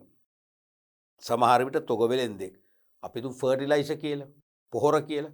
පොහොර වලට අවශ්‍ය මූලික ද්‍රව්‍ය 3ක් නම් ඒ 3 වෙන වෙනම තමයි සපයන්නේ සිල්ලර වෙළෙන්දට. සිල්ලර වෙළෙන්ද තමයි ඊට පස්සේ ඒක අර අනුපාතර නියම අනුපාතර මිශ්‍ර කරලා කිලෝ ගණන් කිලෝ 5 10 25 50 ආදී වශයෙන් පැක් කරන්නේ. අන්නේ පැකින් එකට ඇසුරුම් කිරීමටත් අනිවාර්යයෙන්ම මේක මිශ්‍ර කරලා ඇසුරුම් කිරීමටත් උදව් කරනවා තොග වෙළෙන්ද. ඊළඟට නොවිකිනි ඉතිරිවන භාණ්ඩ ආපසු බාර ගැනීම. අපි කියන්නේ මාකට් රිටර්න්ස් කියලා. සිල්ලර වෙළෙන්ද භාණ්ඩ අරගෙන විකුණනවා. නමුත් යම් ප්‍රමාණයක් යම් යම් හේතු මත නොවිකිනි ඉතිරි වෙන්න පුළුවන්. හරිද? එහෙනම් මොකද වෙන්නේ? ඒක තොග වෙළෙන්ද බාර ගන්න. ඒක තොග වෙළෙන්ද බාර ගැනීමෙන් සිල්ලර වෙළෙන්දාට නොවිකිනි ඉතිරි වීමෙන් විය හැකි ලාභ වලින් යා නිදහස් වෙන අවස්ථාව ලැබෙනවා. සිල්ලර වෙළඳා වෙනුවෙන් ඉෂ්ට කරන විශාලම සේවයක් තමයි ඒ නොවිකිණි ඉතිරෙන භාණ්ඩ ආපසු බාරගෙන. ඒ වගේ නිෂ්පාදකයටත් සිල්ලර වෙළෙන්දරත් දෙන්නටම තොග වෙළෙන්දාගෙන් ඍජුවම සේවාවන් ඉෂ්ට වෙනවා. අපි බලමු ඊළඟට තොග වෙළඳාම හා සිල්ලර වෙළඳාම අතර අසමානතා. විභාගීය අවස්ථා කීපයකදී මේක ප්‍රශ්න වශයෙන් යොමු වුණා. ඒ යොමු වුණත් නැතත් අපි මේ වෙළඳාම් දෙක සංසන්දනාත්මකව විග්‍රහ කරලා බලලා මොනවද වෙනස්කම් කියලා බලන්න ඕනේ. දැන් විභාගයට ආවත් අසමානකම් ලියන කීයක් ලියනවද? නම් නොකරවොත් අනිවාර්යයෙන්ම 4ක් ලියන්න. නම් නොකරවොත්. අපි හිතමු යම් ප්‍රශ්නයක රෝමි ඉලක්කම් 3 අයන්න එක ආ කියලා වුණා. එහෙමනම් දෙකක් ඇති. එහෙමනම් අනිවාර්යෙන් දෙකයි. නැත්තම් සම්පූර්ණ රෝමි ඉලක්කම් වලින් රෝමි ඉලක්ක 1 2 3 කියලා ඒ වගේ එකකට ප්‍රශ්නයක් ආවොත් අනිවාර්යයෙන්ම කරුණු 4ක් ලියන්න ඕනේ. මම හැමදාම දෙන උපදේශය එක මතකයිනේ. එතකොට මේ පැත්තේ මේ වගේ සිල්ලර වෙළඳාම කියලා ශීර්ෂයක් ලිව්වා. තොග වෙළඳාම කියලා ශීර්ෂයක් ලිව්වා. ඕනනම් එකට ඉරකුත් දැන්දා. මේ වගේ ලස්සන අංක දාලා ලියන්න ඕනේ. නිතරම මේ මුල් පැත්ත සම්පූර්ණ උත්තරයක් ලියන්න, දෙවෙනි පැත්ත සම්පූර්ණ නැතත් කෙටියෙන් ලිව්වොත් ඇති. කෙටියෙන් ලිව්වොත් ඇති. තේරෙනවද? මොකද කාලිතුරු කරගන්න. මුලින්ම අවසාන පාරිභෝජනයේ සඳහා තමයි අලෙවි කරන්නේ. සිල්ලර වෙළඳාම ක්‍රියාත්මක වෙන මොනවාටද? අවසාන පාරිභෝජනයේ භාණ්ඩ විකිණීමටයි. නමුත් තොග වෙළඳාම ක්‍රියාත්මක වෙන්නේ කොහොමද? නැවත විකිණීම සඳහා තමයි අලෙවි කරන්නේ. තොග වෙළඳාමේදී තොග වෙළඳ භාණ්ඩ විකුණන්නේ කාටද? සිල්ලර වෙළඳට. මොනවාටද විකුණන්නේ? නැවත විකිණීම සඳහා. මිස සිල්ලර වෙළඳගේ ප්‍රභෝජනෙ නෙවෙයි. නැවත විකිණීම සඳහා තමයි එතන භාණ්ඩ විකුණන්නේ. නමුත් සිල්ලර වෙළඳාම එහෙම නෙවෙයි. පාරිභෝගිකයටයි විකුණන්නේ මොනවාටද? අවසන් පරිභෝජනය සඳහා. පැහැදිලි නේද? ප්‍රධානම වෙනස ඕකයි. දෙවෙනි එක තමයි සාපේක්ෂව කුඩා තොග ලෙස අලෙවි කරනවා සිල්ලර වෙළඳාමේදී. නමුත් තොග වෙළඳාමේදී සාපේක්ෂව විශාල තොග වශයෙන් තමයි විකිණෙන්නේ. කලාතුරකින් එකක් දෙකක් එහෙම විකිණෙන්න පුළුවන්. සාපේක්ෂව විශාල තොග තමයි තොග වෙළඳාමේදී උමාරු කරන්නේ. තුන්වෙනි එක තමයි බොහෝ විට තොග වෙළඳුන් වෙතින් භාණ්ඩ මිලට ගනී. සිල්ලර වෙළඳාමේදී සිල්ලර වෙළඳ මිලදී ගන්න කාගේද? බොහෝ විට තොග වෙළඳුන්ගෙන්. ඇතැම් විට තමයි වෙනස් සැපයුම් කරෝ නිෂ්පාදනය ළඟට යන්නේ. සිල්ලර වෙළඳ 99%ක්ම මිලදී ගන්න තොග වෙළඳුන්ගෙන්. නමුත් තොග වෙළඳාමේදී තොග වෙළඳුන් මිලදී ගන්න කාගෙන්? බොහෝ විට නිෂ්පාදකයාගෙන්. බොහෝ විට නිෂ්පාදකයාගෙන් හෝ නියෝජිතයාගෙන්. නිෂ්පාදකයාගෙන්ම ඩිරෙක්ට් ගන්නව නැත්නම් නිෂ්පාදකයා විසින් බලය පැවරු ප්‍රධාන නියෝජිතයාගෙන් තමයි එයා මිලදී ගන්න. පැහැදිලිනේ? ඊළඟට හතරවෙනි එක භාණ්ඩ අයිතම රාශියක් අලෙවි කරනවා සිල්ලර වෙළඳාමේදී. සිල්ලර වෙළඳාමේදී සාමාන්‍යයෙන් භාණ්ඩ අයිතම රාශියක්ම අලෙවි කරනවා. එකක් දෙකක් නෙවෙයිනේ. නිකන් මතක් කරන ඕගොල්ලන් ගෙවල් ළඟ තියෙන ග්‍රොසරි එකක්. නැත්තම් සොයන් සේවා වෙළෙන්සලක්, නැත්තම් සුපිරි වෙළෙන්සලක්. පාරිභෝගිකයාට එදිනදා ජීවත් වීමේදී අත්‍යවශ්‍ය වෙන භාණ්ඩ දහස් ගණක් අලෙවි වෙනෝනේ. නමුත් තොග වෙළඳාමේදී එහෙම වෙන්නේ නැහැ. භාණ්ඩ අයිතම කීපයක් පමණක් අලෙවි කරනවා. දැන් සමහර තොග වෙළඳු ප්ලාස්ටික් භාණ්ඩ පමණයි අරගෙන බෙදා හරින්නේ. සමහර තොග වෙළඳු ආහාර පාන විතරයි. ඒ වගේ සමහර අය මස් මාංශ විතරයි. ඒවට අනිවාර්යයෙන්ම සීතාගාර සහිත ගබඩා කරලා ඉතා සුරක්ෂිත ලෙස සීතාගාර සහිත ප්‍රවාහන මාධ්‍යයෙන් මගින් තමයි ප්‍රවාහනය කරන්නේ. ඒ වගේ අයිතම කීපයකට එක අංශයකට නැත්නම් එක භාණ්ඩ පන්තියකට නේ. ඒ කියන්නේ භාණ්ඩ අයිතම කීපයක් නැත්නම් භාණ්ඩ පන්ති නේ. භාණ්ඩ එක් භාණ්ඩ පන්තියක්. එක් භාණ්ඩ පන්තියක් තමයි අලෙවි කරන්නේ. එක් භාණ්ඩ පන්තියක්. මේක එහෙම නෙවෙයි භාණ්ඩ පන්ති කීපයක්. භාණ්ඩ පන්ති කීපයක්. භාණ්ඩ අධිප රාශිය නැත්නම් භාණ්ඩ පන්ති කීපයක්.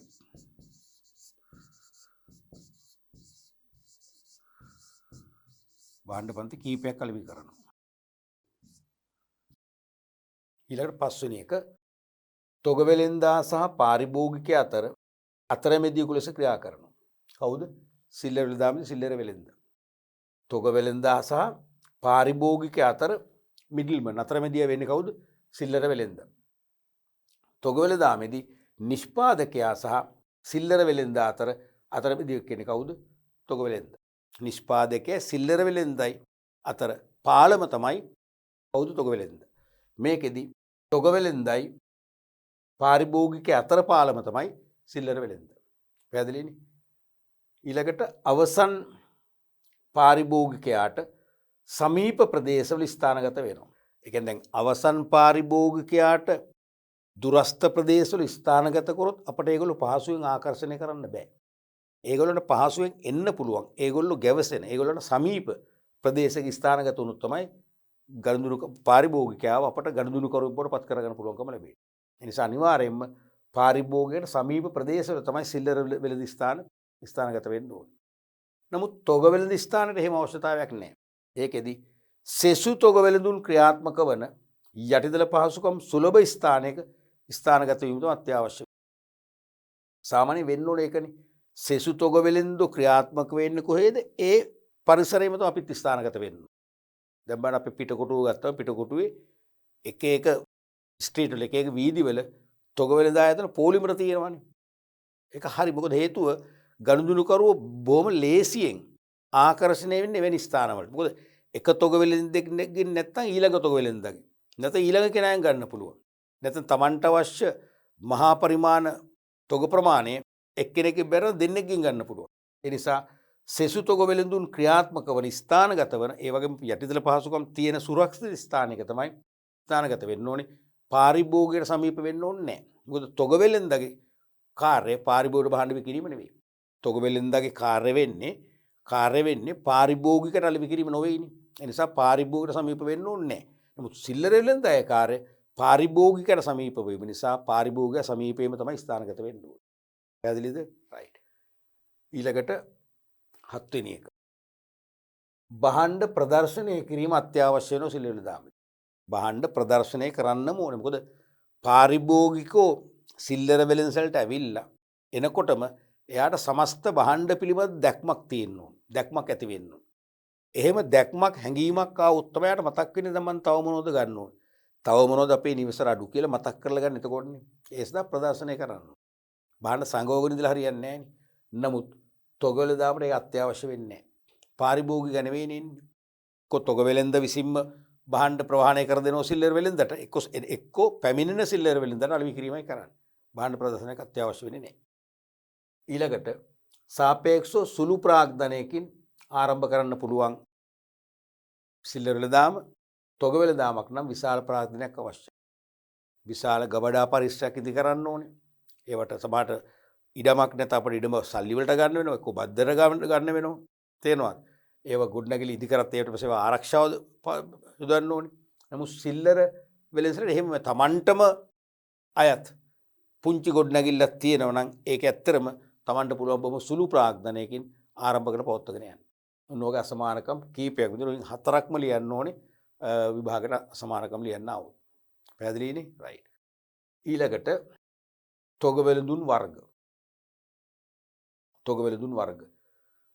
මූලික කාණ්ඩ දෙකකට බෙදන්න පුළුවන්. එකක් තමයි නිෂ්පාදක තොග වෙළඳ, අනිත් එක තමයි ස්වාධීන තොග වෙළඳ. නිෂ්පාදක තොග වෙළඳ, අනිත් එක ස්වාධීන තොග වෙළඳ. හරිද? මම මේක අංක කරන්නම් පහසු තකා. මේක පළවෙනි එක. මේක දෙවෙනි එක. ඒ ස්වාධීන තොග වෙළඳ කොටස් දෙකකට බෙදන්න පුළුවන්. පූර්ණ සේවා සපයන වාණිජ තොග වෙළඳයි, ඒ වගේම සීමිත සේවා සපයන වාණිජ තොග වෙළඳයි කියලා. තේරුණානේ? මේක අංක 3, මේක අංක 4. ප්‍රධානම දෙන්න නිෂ්පාදක තොග වෙළඳ, ස්වාධීන තොග වෙළඳ. තේරුණාද? ඊපස්සේ ඒ ස්වාධීන තොග වෙළඳ ප්‍රභේද දෙකක් අපට ගන්න පුළුවන්.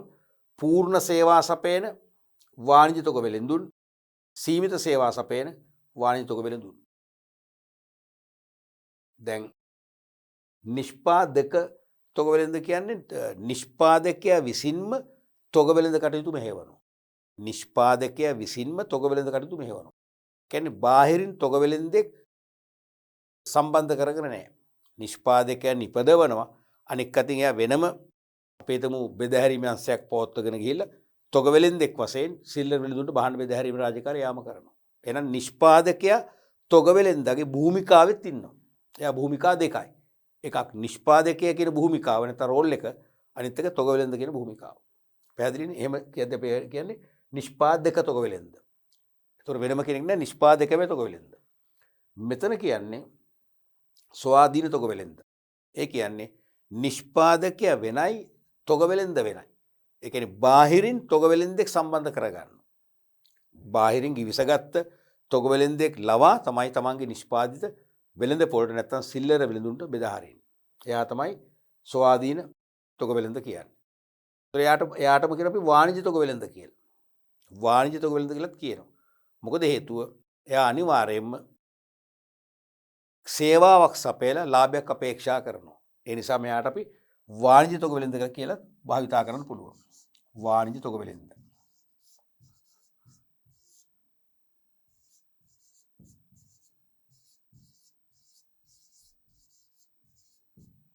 දැන් නිෂ්පාදකයාම තමන්ගේ භාණ්ඩ තොග වශයෙන් සිල්ලර වෙළඳුන්ට බෙදා හැර ලාභයක් අපේක්ෂා කරන්නේ නැහැ නේ.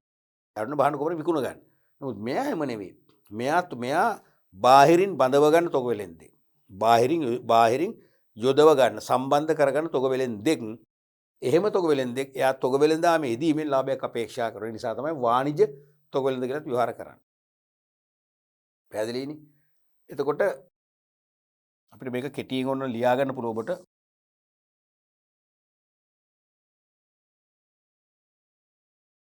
කෙටියෙන් ඔබට ලියා ගන්න පුළුවන්.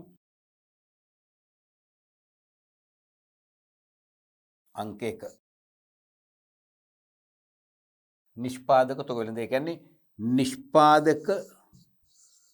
නිෂ්පාදක යා විසින්ම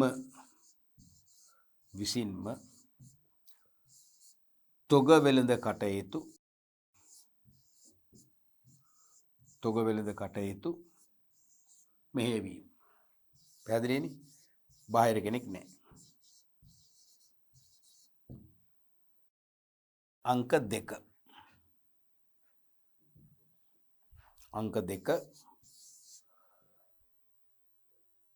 ස්වාධීන තොග වෙළෙන්ද නැත්නම් ස්වාධීන නැත්නම් වාණිජ තොග වෙළෙන්ද. ඒ කියන්නේ බාහිරින් කෙනෙක් ගන්නවා. කියන්නේ නිෂ්පාදකයා නෙවෙයි තොග වෙළෙන්දාමේ රාජකාරී කරන්නේ. ඒකට බාහිරින් සපයගත බාහිරින් ගිවිසගත්ත තොග වෙළෙන්දෙක් තමයි තොග වෙළෙන්දාම කටයුතු මෙහෙවන්නේ. එහෙනම්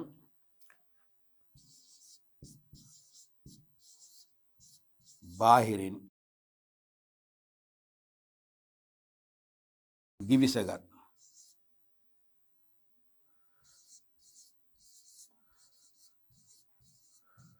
වෙළෙන්දෙකු විසින්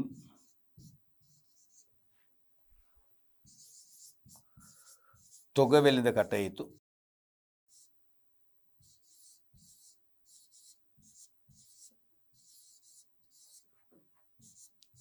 ඉටු කිරීම.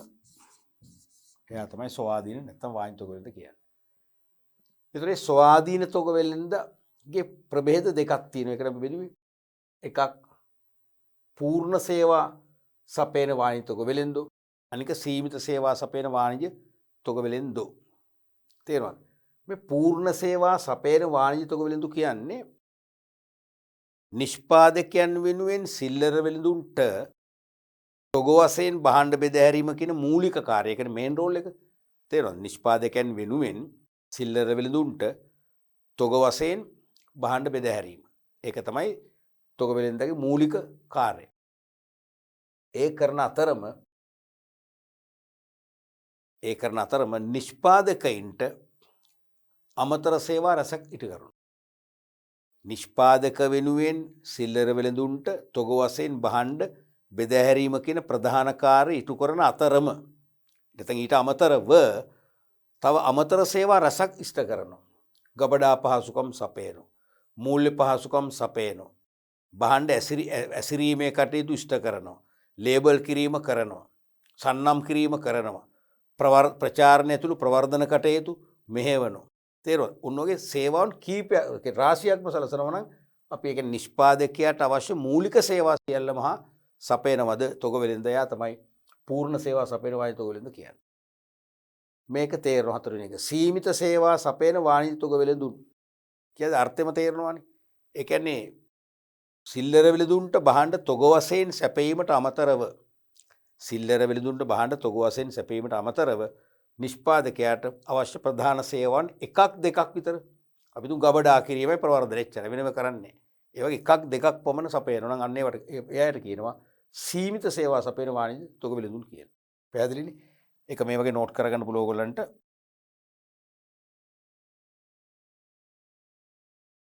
අංක 3 වශයෙන්.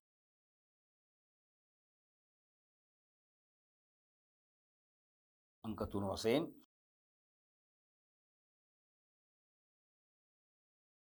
සිල්ලර වෙළඳුන්ට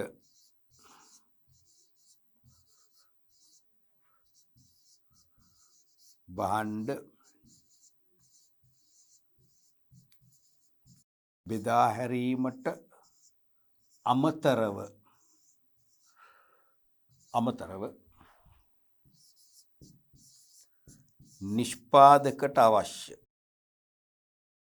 නිෂ්පාදකට අවශ්‍ය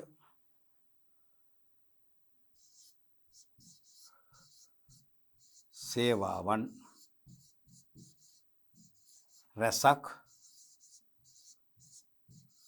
ඉටු කරන තොග වෙළඳුන්ය.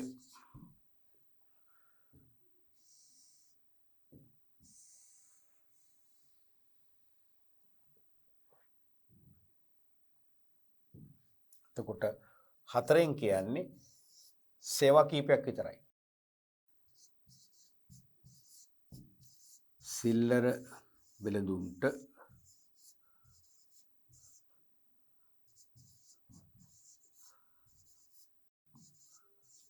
භාණ්ඩ බෙදා හැරීමට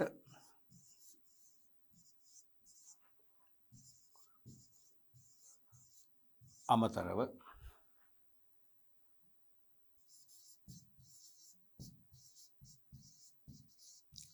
නිෂ්පාදකයාට අවශ්‍ය අමතර සේවා කීපයක් පමණක්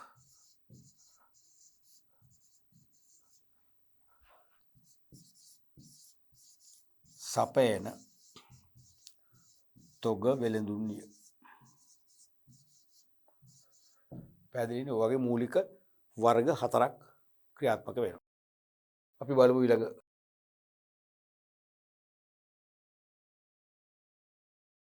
සිල්ලර වෙළඳාම තොග වෙළඳාම කියන දෙකටම අදාළ වන ප්‍රධාන ලේඛන කීපයක් තියෙනවා. විභාගයට නිරන්තරයෙන්ම විශේෂයෙන්ම වාස්තුවික ප්‍රශ්නවල යටතේ බහුවර්ණ MCQ ප්‍රශ්නවලට අහනවා. ඒ වගේම සප්ලයි ටයිප් නැත්නම් සැපීම් වර්ගයේ හිස්තැන් සම්පූර්ණ ප්‍රශ්නවලට අනිවාර්යයෙන්ම මේ ලේඛන අහන්න. මේ ලේඛන ගැන නිවැරදි අවබෝධය තියෙන්නම ඕනේ ඔබට.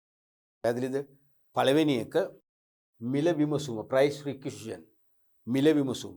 දැන් මේ ලේඛන සමහර ඒවා විදේශ වෙළඳාමට සම්බන්ධ එහෙම. අපි ඊළඟ පාඩම් එකකට සම්බන්ධයි. මිල විමසුම. ගැනුම්කරුවෙකු විසින් මිලට ගැනීමට අපේක්ෂිත භාණ්ඩවල මිල ගණන් ඇතුළු විස්තර විමසා විකුණුම් කරුවන් වෙත යවන ලියවිල්ල තමයි මිල විමසුම කියන්නේ. මිල විමසුම මිල විමසා යවන ලිපිය. දැන් මම විභව ගැනුම්කරුවෙක් නම් මිලදී ගන්න කැමැත්තෙන් ඉන්න ගැනුම්කරුවෙක් නම් මම මුලින්ම එක විකුණුම්කරුවෙකුට හරි විකුණුම්කරු කීප දෙනෙකුට හරි මට අවශ්‍ය භාණ්ඩවල මිල ගණන් ඇතුළු අනිකුත් තොරතුරු නැත්නම් අනිකුත් කොන්දේසි මොනවද කියලා විමසන ලිපියක් යවනවා. මට කොච්චර භාණ්ඩ සපයන්න පුළුවන්ද? එකවරකට කොච්චර සපයන්න පුළුවන්ද? හරිද? මට මොන වගේ මිලකටද දෙන්නේ? කොච්චර වට්ටම් ලබා දෙනවද? ප්‍රවාහනේ මම කරගන්න ඕනද? භාණ්ඩ ප්‍රවාහනය කරලා දෙනවද? ඇසුරුම් කිරීම කරන්නේ කොහොමද? ආදී වශයෙන් මිල ඇතුළු විස්තර විමසලා යවන්න එපා. ඒකට පිළිතුරු වශයෙන් ඕන ලිපියක්. ඒක තමයි මිල කියුම කියන්නේ. price quotation. තේරුණාද? ඒක තමයි price quotation කියන්නේ. එතකොට ඒ price quotation එකක් ආවම තමයි තීරණය කරන්නේ මම මේ විකුණුම්කරුගෙන් මිලදී ගැනීම සුදුසුද නැද්ද කියන එක. මොකද එයා මිල ඇතුළු කොන්දේසි කියනවනේ. තේරෙනවද? එහෙනම් මිල විමසුමට පිළිතුරු වශයෙන් විකුණුම්කරුවාගෙන් ගැනුම්කරුවා වෙත ලැබෙන ලියවිල්ල තමයි මිල කියුම කියන්නේ. මිල විමසුමකට පිළිතුරු වශයෙන් විකුණුම්කරුවෙකු විසින් ගැනුම්කරුවන් වෙත නිකුත් කරන ලියවිල්ල. අන්න ඒක ලැබුණම තමයි තීරණය කරන්නේ මේ විකුණුම්කරුවෙන් මිලදී ගැනීම වාසිදායකද නැද්ද. වාසිදායක නම් අපි මිලදී ගන්න තීරණය කරනවා නැත්නම් අපි ඒක ප්‍රතික්ෂේප කරතන අපි නිහඬව ඉන්නවා. තේරුණාද? තුන්වෙනි එක තමයි ඇනවුම ඕඩර්. දැන් මිල විමසුමට පිළිතුරු වශයෙන් මිල කියුමක් ආවම හෝ කියුම් කීපයක් අපි ගෙන්න ගත්තම කීප දෙනෙකින් සංසන්දනය කරලා බලනවා වඩා වාසිදායක කවුද?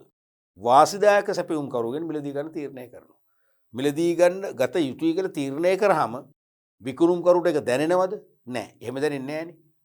විකුණුම්කරුට දිවස් නැහැනේ. එහෙනම් අපි ඉල්ලන්න ඕන බහන්න. එහෙනම් අපි බහන්න ඉල්ලන ලිඛිත ඉල්ලීම තමයි ඇනෝම කියන්නේ. ඒ කියන්නේ නිශ්චිත බහන්න තෝගයක් නිශ්චිත දිනකට පෙර එවන්න කියලා දැනුම් දෙන නිවේදන ලිපිය තමයි ඇනෝම කියන්නේ. ගැනුම්කරුවෙකු විසින් නිශ්චිත බහන්න තෝගයක් නිශ්චිත දිනකට පෙර ඉල්ලා යවන ලියවිල්ල තමයි එහෙනම් ඇනෝම කියන්නේ. එහෙනම් ඇනෝමක් යවන්නේ කවුද? ගැනුම්කරුවෙක් නැත්නම් විභව ගැනුම්කරුවෙක් කාටද යවන්නේ? විකුණුම්කරුවෙක් වෙත. ඊළඟ ලේඛනය තමයි ඉන්වොයිසිය. ණයට විකුණූ භාණ්ඩවලට අදාළ විස්තර සහ ලැබී යුතු වටිනාකම සඳහන් කරමින් විකුණුම්කරුවෙකු විසින් ගැනුම්කරුවෙකු වෙත යවන ලියවිල්ලයි. මෙහි ප්‍රභේද දෙකක් තියෙනවා. මතක තියාගන්න මේ ඉන්වොයිසිය කියන්නේ දැන් ගිණුම්කරණයේ විෂයත් ඔයගොල්ලෝ කරනවානේ. ගිණුම්කරණයේදී ඔයගොල්ලෝ දැනටමත් ඉගෙනගෙන තියෙනවා මූලාශ්‍ර ලේඛන.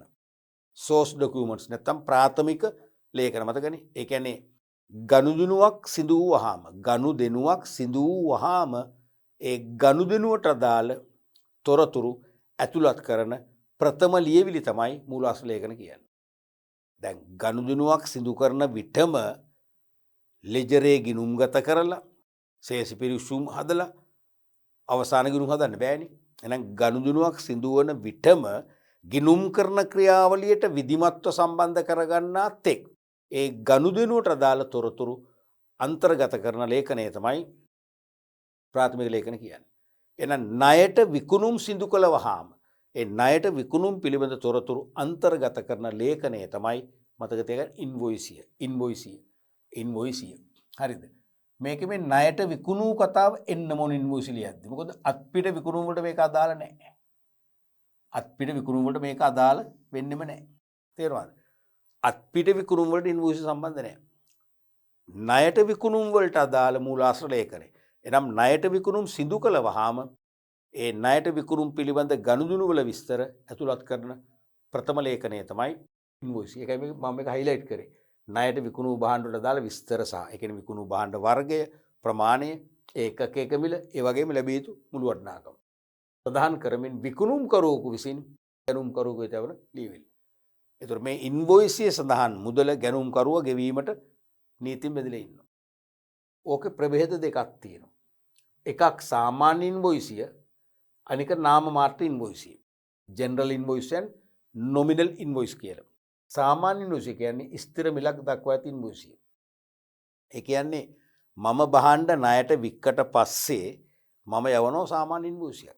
ඒ කියන්නේ මම යවූ භාණ්ඩ වලට අදාළ වටිනාකම මුදල් ගෙවිය යුතු ආකාරය ගෙවිය යුතු දිනය සඳහන් කරලා. ඒ මුදල අනිවාර්යයෙන්ම ගැනුම්කරු මට නිස්තිරවම ගෙවන්න බෙදලා ඉන්න. ඒක ස්ථිර මිලක්. ඒක තමයි සාමාන්‍ය ඉන්වොයිසිය කියන්නේ. නාම මාත්‍ර ඉන්වොයිසිය වෙනස්. ඒක ස්ථිර මිලක් නෑ. ගැනුම්කරු මිලට ගන්නේ නම් ගත්තේ නැත්නම් කරන්න දෙන්නේ නැහැ. ගන්නේ නම් ගෙවිය යුතු මිල දැක්වීම සඳහා භාවිතා කරන ඉන්වොයිසිය තමයි නාම මාත්‍ර ඉන්වොයිසිය කියන්නේ. ඒ කියන්නේ අපි තුන් මෙහෙම. මම ඔබට භාණ්ඩ අලෙවි කරන වසර ගණනාවක් තිස්සේ. දැන් ඔබ මුලින් මට මිල විමසුම් එවනවා, මම මිල කියුම් යවනවා, ඔබ එකඟ වෙනවා, ඇනෝමක් එවනවා, මම යවනවා. ඕක ඉතින් කලක් කරනකොට අපි ව්‍යාපාරික මිත්‍රකම් ඇති වෙනවනේ. අපි ඔබ දන්නවා. මගේ භාණ්ඩ මිල දන්නවා. ඒ නිසා ඔබ මිල විමසුමක් මට එවන්නෙම නැහැ.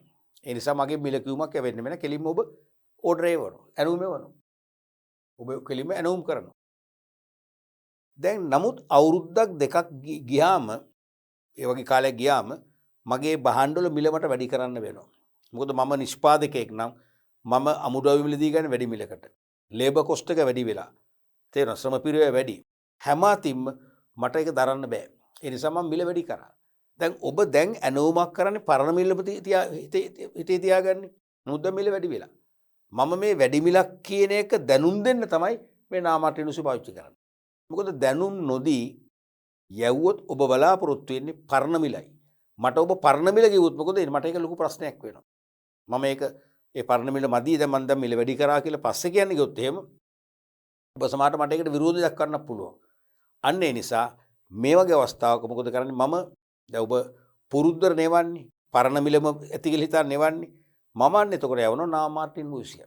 ඒක බහඬ යවන්න පෙරයිම යවන්නේ. ඔබට බහඬ විකුණන්න පෙරයිම යවන්නේ. දැන් බහඬ වල මිල වැඩි වෙලා තියෙනවා පෙර මිලටම දෙන්න හැකියාවක් නැහැ.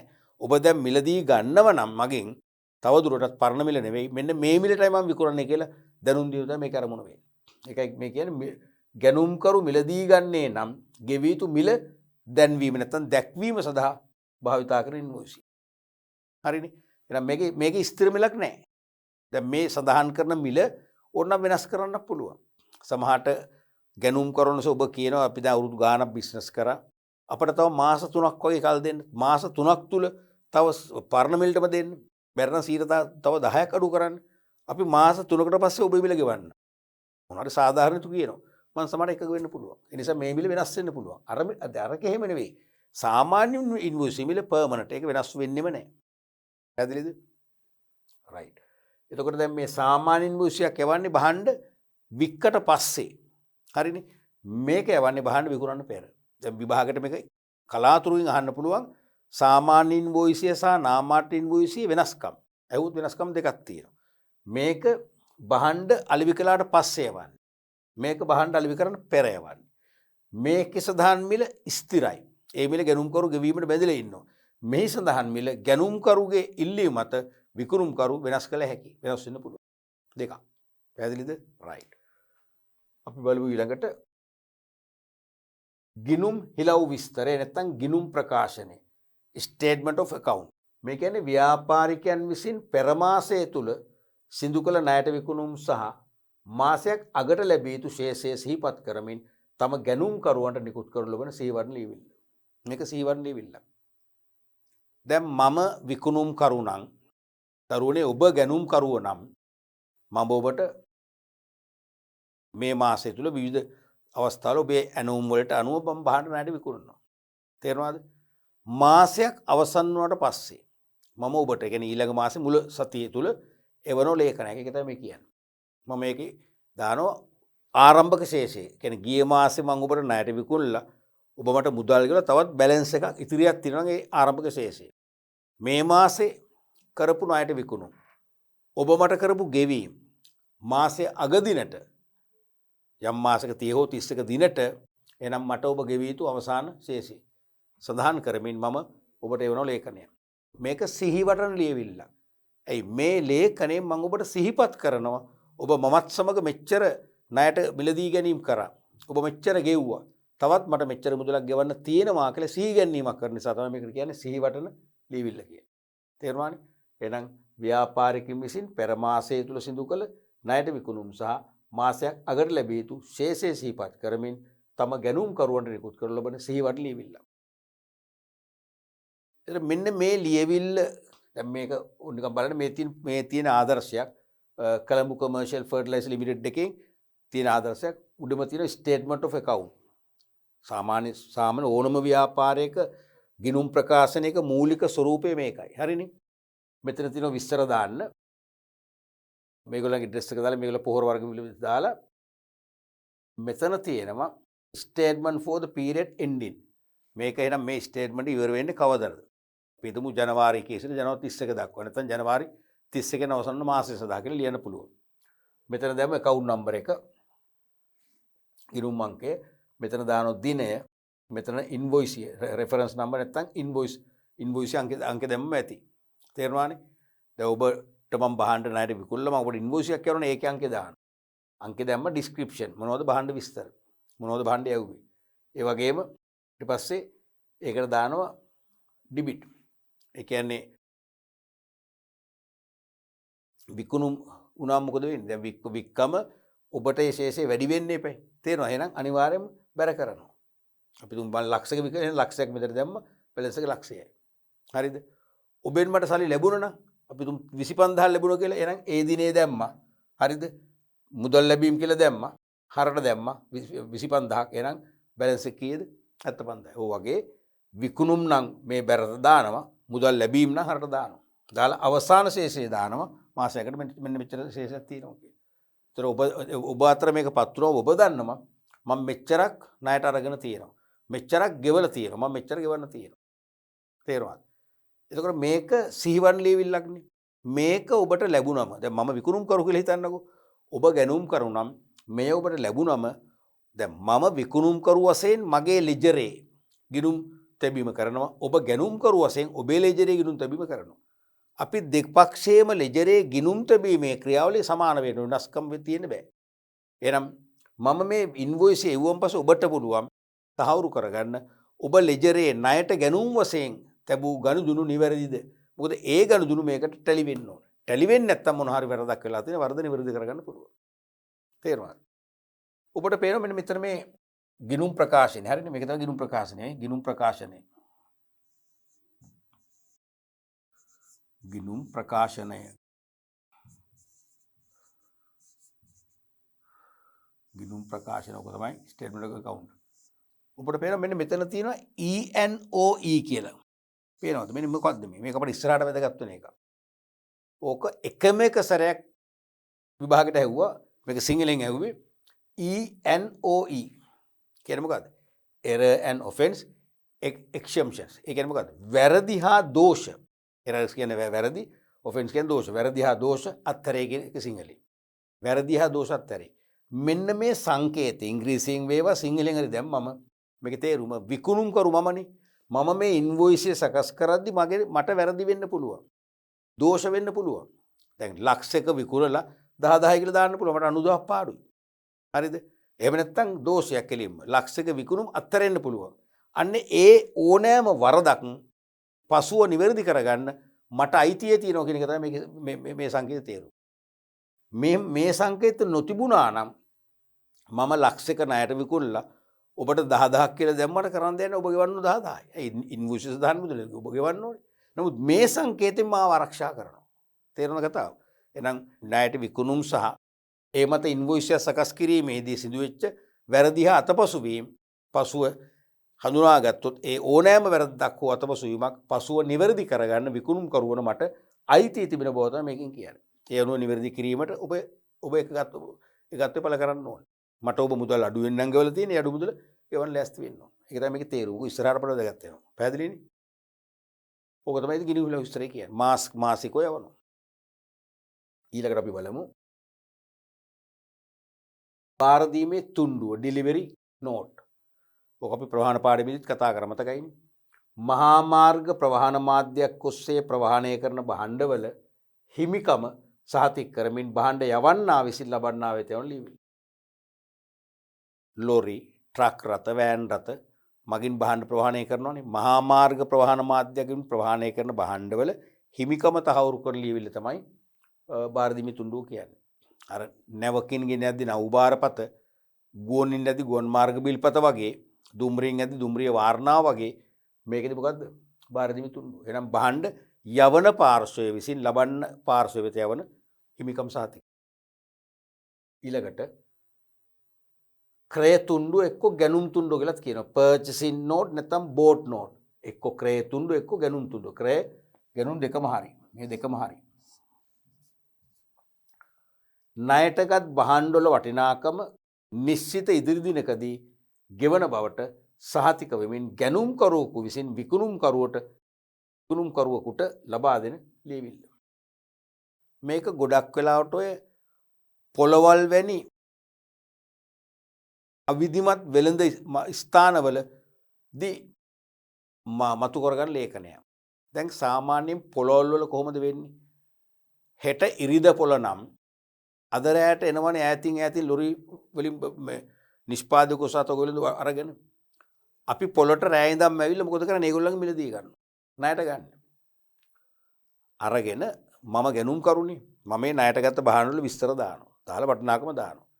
දාලා මුළු මුදල දානවා. මෙන්න මේ මුදල ඊළඟ සතියේ ඉරිදට කියන ඊළඟ පොළොව දිනේදී ගෙවන බවට මම සහතික වෙලා බාර දෙනවා ලේඛනයක් හදලා. තේරෙනවද? ඒක තමයි මේ ක්‍රය තුන් නැත්නම් ගැනුම් තුඬු කියන්නේ. ක්‍රය කියන්නේ ක්‍රය ශක්තිය තියෙන ගැනුම් කරුණ එහෙම මතක තියාගන්නකො. එහෙනම් ක්‍රය කියන්නේ ගැනුම් කරුව විසින් හදලා දෙන ලියවිල්ල. එහෙම ලියවිල්ල බාර දීමත් සමගම මම නීති ඉදිරියේ ණයගැතිය බවටපත් වෙනවා. නීතිය පිළිගත් ණයගැතියෙක් වෙනවා.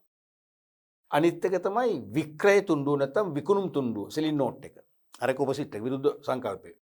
තමාගෙන් ණයටගත් භාණ්ඩ වලට නියමිත මුදල නියමිත දිනකදී ගෙවන ලෙස දක්වමින් විකුණුම් කරුවෙකු විසින් ගැනුම් කරුවෙකුට නිකුත් කරන ලියවිල්ල.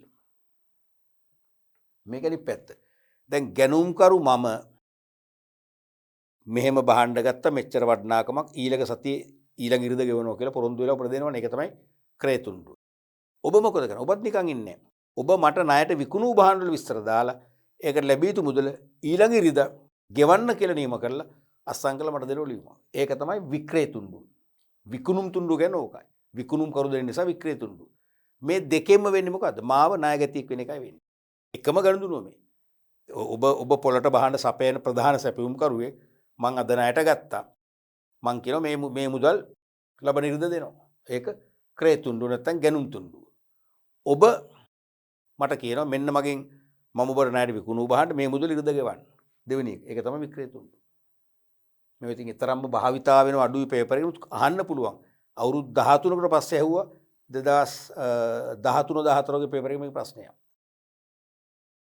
බලමු ඊළඟට මුදල් මැමය කෑෂ් මෙමෝ. මේ ගොඩක් අය වරද්ද ගන්න සංකල්පයක් මුදල් මැමය කියන්නේ. තේරුණාද? අත්පිට විකුණුමන්න අත්පිට විකුණුම් සඳහා මුදල් ලබාගත් පසු විකුණුම් කරු විසින් ගැනුම් කරු වෙත නිකුත් කරන ලියවිල්ල. අත්පිට විකුණුම් සඳහා මුදල් ලබාගත් පසු විකුණුම් කරු විසින් ගැනුම් කරු වෙත නිකුත් කරන ලියවිල්ල. දැන් ලංකාවේ ගිණුම් කරන්නේ විෂය ඉගෙන ගන්න ඔබ සෑහෙන පිරිසක් මේක වරද්දව ගන්න. සමහරට ගිණුම් කරණය කරන ගුරුවරුත් වරද්දගත් අවස්ථා මම පෞද්ගලිකව දැකලා තියෙනවා. තේරුණාද? දැන් සාමාන්‍ය දරුවනේ මුදල් පොත මුදල් ගිණුම හදනකොට මූලාශ්‍ර ලේඛන දෙකක් නේ කියන්නේ.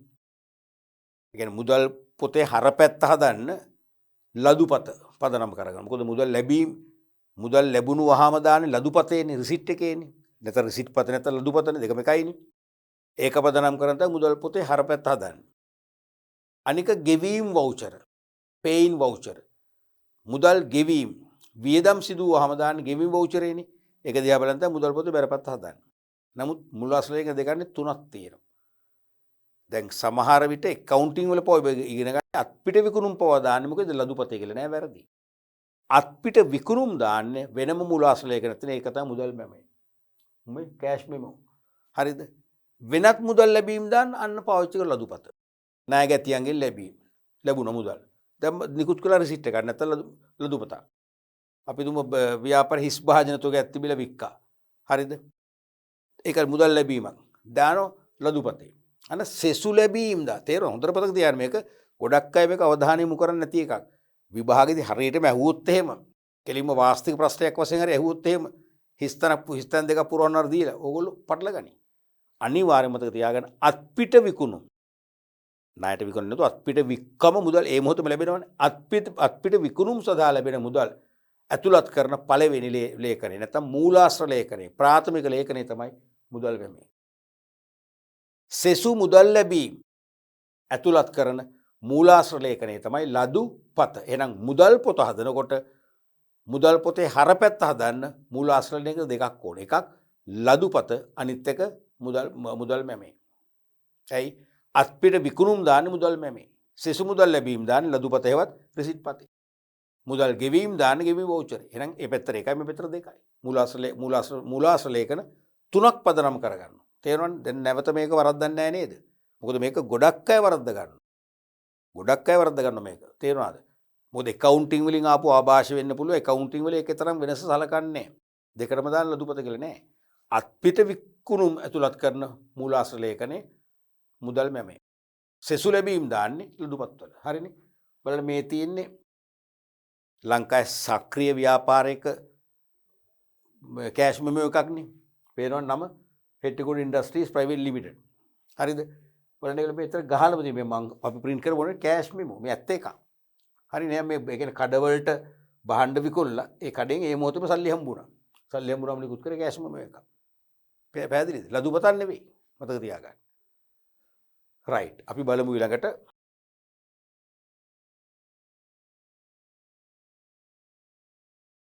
දේශීය වෙළඳාමේදී ගෙවීමේ ක්‍රම. නැත්නම් විකුණුම් ක්‍රම. දේශීය වෙළඳාමේදී ගෙවීමේ ක්‍රම කිව්වත් එකයි විකුණුම් ක්‍රම කිව්වත් එකයි. මූලික තුනක් පෙන්වන්න පුළුවන්. එකක් තමයි අත්පිට ගෙවීම, අනික පසුව ගෙවීම, අනික වෙනත්. අත්පිට පසුව වෙනත්. අත්පිට කියන්නේ අපි භාණ්ඩ මිලදී ගන්න අවස්ථාවේදීම ඒකේ වටිනාකම පියව අවසන් කරනවා. ඒ සදා ක්‍රම කීපයක් තියෙනවා. චෙක් පතක් මගින් පුළුවන්. ඒකත් අත්පිට. විවහාර මුදලින් කාසියා නෝටු වලින් පුළුවන්. එහෙම නැත්නම් විද්‍යුත් ගෙවීම් ක්‍රම මගින්. ණයපත් හරපත් ඒකනු පුළුවන්. ණයපත් හරපත්. හරිනේ මේ මොකෙන් ගෙව්වත් ණය කියන්නේ අපි අපේ වග මූල්‍ය වගකීම එතන ඉවරයි. ගෙවල නිම කරා. පැහැදිලිනේ? ඒක විස්තර කරානේ මුදල් පාඩමේදී. අනික පසුව ගෙවීම. පසුව ගෙවීමේ ක්‍රම දෙකයි. එකක් ණයට විකිණීම අනික වාරික. ණයට විකිණීම වෙනයි වාරික විකිණීම වෙනයි. මේ දෙක පටල ගන්න එපා. ණයට විකුණනවා කියන්නේ අපි ගත්ත භාණ්ඩ වල වටිනාකම නිශ්චිත ඉදිරි දිනකදී හෝ ඉදිරි කාලයක් තුල පියවන බවට පොරොන්දු වෙලා භාණ්ඩ මිලදී ගන්න. ඒ පොරොන්දු විදියටම ඒ දිනට හෝ ඒ කාලය තුල ඒ සල්ලි ගෙවනවා. පොලියක් එහෙම නැහැ. අපි දැන් කරින් බඩු ණයට ගන්න පොලියක් දාන්නේ නැහැ නේ. තේරෙනවද? වාරික විකිණීම කියනට වෙනස්. වාරික විකිණීම වෙන්නේ සාමාන්‍ය මිලාදික භාණ්ඩ. අපි ගෙවල් වලට සීතකරණ මිලදී ගන්නවා. රූපවාහිනී යන්ත්‍ර මිලදී ගන්නවා. වාහනයක් මිලදී ගන්නවා. තේරෙනවද? ඒ වගේ වොෂින් මැෂින් එකක් මිලදී ගන්නවා. අන්නේ ගන්නකොට ඒකේ වටිනාකම වැඩිනේ. ඒකේ මුදලින් කොටසක්. අපි කියන්නේ ආරම්භක ධනපතුවක් කියලා. සාමාන්‍යයෙන් 25%ක්. සාමාන්‍යයෙන් 25%ක් නැත්තම් 3න් එකක්. 3න් එකක් කියලා තමයි මුලින් තිබුණා. දැන් අර තරංගය වැඩි නිසා 25% දක්වා සාමාන්‍ය 3න් එකට වඩා දැන් ලක්ෂයක් නම් 3න් එකක් කොහොම 33000 ගානන්නේ. 4න් එකක් කියන්නේ 25000යිනේ. ඒ වගේ 25000ක් මුලින් ගෙවන්න ඕනේ. ඉතුරු ටික අපි මාසික වාරික වලින් නම් ගෙවන්නේ ගෙවන කාලය අවුරුදු 2යි කියන්නකෝ. එහෙනම් අවුරුදු 2කට මාස 24යිනේ. එහෙනම් ඒ මාස 24කට පොලිය එකතු කරනවා. අවුරුදු 2කටම පොලිය එකතු කරනවා. ඉතුරු 75 පොලිය එකතු කරලා 24න් බෙදනවා. ඒතර වාරිකයක් එනවා. අන්න ඒ වගේ වාරික වලින් ඒවලින්ම කරන අවුරුද්දෙන් පුළුවන්, 2කින් පුළුවන්, 3න් පුළුවන්, 4න් 5න් 5 දක්වා සාමාන්‍යයෙන් දෙනවා. 5ට වඩා දෙන්නේ නැහැ. තේරෙනවද? ඒක තමයි වාරික විකිණීම කියන්නේ. ඕකේ මූලික ක්‍රම දෙකයි. මේ දෙකට මතක තියාගන්න ඕනේ. එක කුලීපිට, දෙක විලම්බීත. කුලීපිට හයර් පර්චේසින් කියන්නේ මුල් මුදල ගෙවලා අවසන් වාරිකයේ නිම කරන තෙක් භාණ්ඩ ඒ අයිතිය හිමි වෙන්නේ නැහැ ගැනුම්කරුට. අවසන් වාරිකයේ ගෙවුම අයිති වෙන්නේ. තේරුණාද? මුල් මුදල ගෙවලා අපි හිතමු වාරික 24යි කියලා. 23ක්ම ගෙවනවා. දැන් ඉතින් මේගොල්ලන්ට ගෙවලා ඉවරයි, ලාභෙත් ගෙවලා ඉවරයිනේ. තව එකයි මිස්සුනේ. එකක් පැහැර හැරියත් භාණ්ඩය අයිති වෙන්නේ නැහැ අපිට. විකුණුම් කරුට භාණ්ඩය අත්පත් කර ගැනීමේ නීතිමයිතියක් තියෙනවා. ඒ නිසා විකුණුම් කරුට වඩා වාසිදායක මොකද්ද? කුලීපිට විකුණුම් ක්‍රමය. ඒක තමයි ලංකාවේ ක්‍රියාත්මක වෙන්නේ. නමුත් විලම්බීත විකිණීම ඩිෆර්ඩ් පේමන්ට් සිස්ටම් එක. ඒකෙදි වෙන්නේ මුල් මුදල රුපියල් 25000ක් ගෙවලා පළවෙනි වාරික අපි හිතමු රුපියල් 13500යි කියලා 13500 ගෙවූ සැනින් භාණ්ඩේ නීතිමයිතිය අපිට ලැබෙනවා. වාරික පැහැරහැරිය කියලා භාණ්ඩේ අපේ නිවසට ව්‍යාපාර ස්ථානට ඇවිල්ලා අත්පත් කරගන්න බෑ. අර සීසර්ලා කියලා ඉන්න භාණ්ඩ අත්පත් කරගන්න ටිකක් අර කලහකාරියයි. ඒගොල්ලෝ වලින් භාණ්ඩ අත්පත් කරගන්න බෑ. උසාවියට ගිහිල්ලා නඩු දාලා නඩු මාර්ගයෙන් තමයි කරගන්නේ. ඒක ටිකක් දිග වැඩක්. වියදම්කාරී වැඩක්. ඒ නිසා විලම්බීත විකුණුම් ක්‍රමය ලංකාවේ ජනප්‍රියම නැහැ. ගොඩක් අය පාවිච්චි කරන්නේම නැහැ. තේරෙනවද? එහෙනම් මේ දෙකම සමානයි. කුලීපිට විකිණීමයි විලම්බීත විකිණීම සමානයි. මොකද්ද? භාණ්ඩේ වටිනාකමින් පළමුව කොටසක් ගෙවලා ඉතිරිය givisagත්ත කාලය තුලට පොලියක් එකතු කරලා ඒ කාලෙන් බෙදලා වාරික වශයෙන් ගෙවන්න. සමානතාවය ඒකයි. වෙනස මොකද්ද? කුලීපිට විකිණීමේදී අවසන් වාරිකයේ නිම කරන තෙක් භාණ්ඩය අපට අයිති වෙන්නේ නැහැ. පාවිච්චි කරන්න පුළුවන් අයිති වෙන්නේ නැහැ. වාරික පැහැර හැරියොත් ඕනම වෙලාවක භාණ්ඩය අත්පත් කරගෙන විකුණුම් කරුණු බලය තියෙනවා. නමුත් විලම්භීතකයේදී මුල් මුදල ගෙවලා ප්‍රථම වාරිකයේ ගෙවූ සැනින් භාණ්ඩේ නීතිමය අයිතිය අප සතු වෙනවා. වාරික පැහැර හැරිය කියලා භාණ්ඩය අත්පත් කරගන්න විකුණුම් කරුණු බලයක් නඩුවකට ගිහිල්ලා දීර්ඝ ක්‍රියාවලියකින් පස්සේ තමයි අත්පත් කරගන්න. ඒ නිසා ඒක විකුණුම් කරුවෝ පැත්තෙන් අවාසිදායකයි. ඒ නිසා ලංකාවේ භාවිතාවෙන් ඉතාම අඩුයි. තේරුණාද? ඔන්න ඔය දෙක පොඩ්ඩක් මතක තියාගන්න. අපි ඒක ඔන්න චුට්ට මෙතන නෝට් කරමු.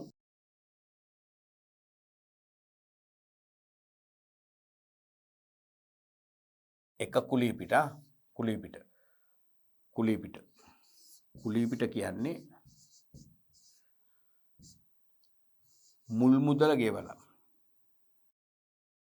මුල් මුදල ගෙවා අවසන් වාරිකයද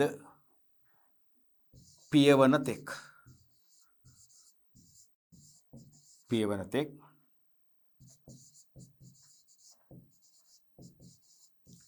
භාණ්ඩේ නීතිමය අයිතිය ගැනුම්කරු සතු නොවන ක්‍රමය.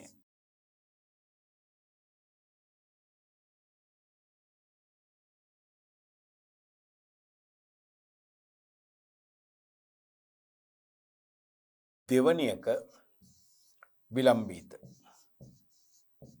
ඩිෆර්ඩ් පේමන්ට් සිස්ටම්. අරක හයර් පර්චේස් විලම්භීත. මේකේ තේරුම මුල් මුදල ගෙවා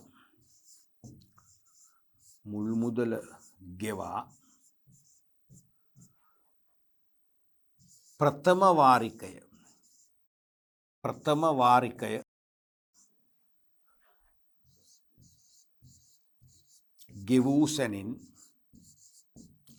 වාරිකය ගෙවූ සැනින් භාණ්ඩ අයිතිය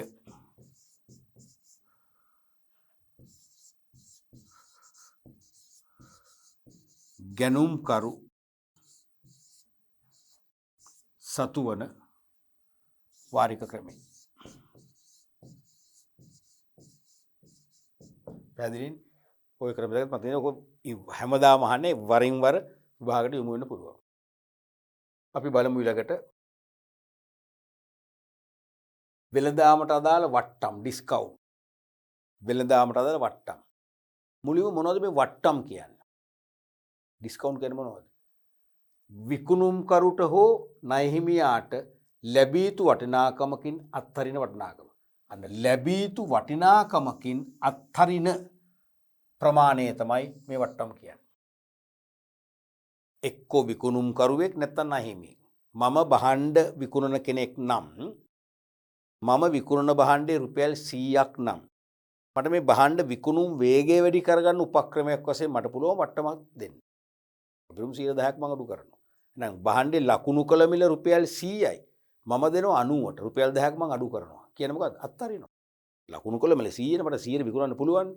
100ට අලෙවි කළ හැකිකම තියෙද්දී මම මොකද කරන්නේ? 100න් 10ක මම අත්හරිනවා. 100න් 10ක් ප්‍රදානය කරනවා. එහෙනම් වට්ටමක් ඒක. අනික් අතින් මම ඔබට ණය දෙනවා. මුදල් ණයට දෙනවා. ඔබ ණය ගැතිය මම ණය හිමියා. ඔබ මට මුදල් දෙන්න පොරොන්දු වෙනවා මාස 3ක් ඇතුළත. මම මාසයක් ගියාම කියනවා මම මේ බල කරනෝ නොවේයි. ඔබට පුළුවන් නම් මාස දෙකක් තව කල් තියෙනවා. මාස දෙකක් තිබුණු වුණොත් කලින් සල්ලි කියන මාසයකට පසු සල්ලි දෙන්න මම 100,000ක් වට්ටමක් දෙනවා කියලා කියනවා. ඔබ බලනවා දැන් ඔබ ලක්ෂයක් නම් ගත්ත 100,000ක් කියන්නේ 10000ක් ලොකු chance එකක්. කාගෙන් හරි හිතවතෙක්ගෙන් හරි අතමාරුර අරගෙන සල්ලි පේවුවොත් මට දෙන්න ඕනේ 90,000යි. ඔබ වගේ ලක්ෂයක් ගත්තා මට දෙන්න ඕනේ 90,000යි. 10000ක් මම අත්හරිනවනේ. ඒකත් වට්ටමක්. ඒක තමයි මොකද්ද? මුදල් වට්ටම් කියන්නේ. මට ලැබී යුතු මුදලින් අත්හරින ප්‍රමාණය මුදල් වට්ටම්. භාණ්ඩයක ලකුණු කළ මිලෙන් අත්හරින ප්‍රමාණය මොකද්ද? වෙළඳ වට්ටම්. ඔයගේ මූලික වට්ටම් දෙකක් තියෙනවා. එහෙනම් අපි පොදුවේ කියන්නේ වට්ටමක් කියන්නේ මොකද්ද? විකුණුම්කරුට හෝ ණයහිමියාට ලැබී යුතු වටිනාකමකින් අත්හරින ප්‍රමාණය. හරිනේ. එහෙනම් ප්‍රධාන වර්ග දෙකක් තියෙනවා. එකක් තමයි මුදල් වට්ටම් කෑෂ් ඩිස්කවුන්ට්. ඒ කියන්නේ નિયમિત දිනට පෙර මුදල් ගෙවන විට ණයගැතියන්ගෙන් අත්හරින මුදලයි. මෙහි අරමුණ වන්නේ ඉක්මනින් මුදල් ගෙවීමට ණයගැතිය පෙළඹවීම. ඉක්මනින් මුදල් ගෙවීමට ණයගැතියන් පෙළඹවීම තමයි ඒකේ අරමුණ වෙන්නේ. මගෙන් ඔබ ණය අරගෙන ඔබ ඉක්මනින් මුදල් ගෙවීමට පොළඹව ගන්න මම 100 ගණක් අත්හරිනවා. ඒක තමයි මුදල් වට්ටම කියන්නේ. හරිනේ.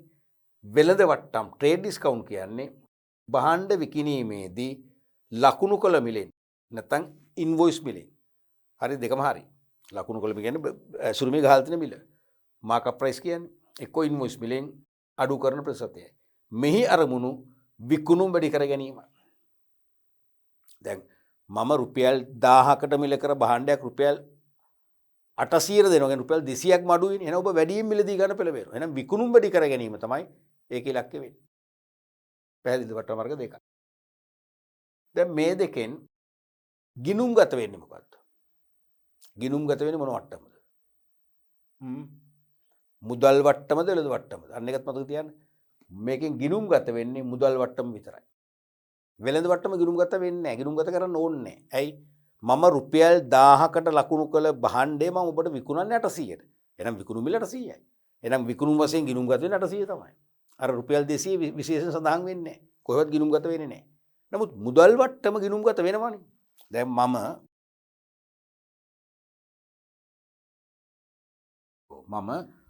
ඔබට ණයට වික්කම මොකද කරන්නේ?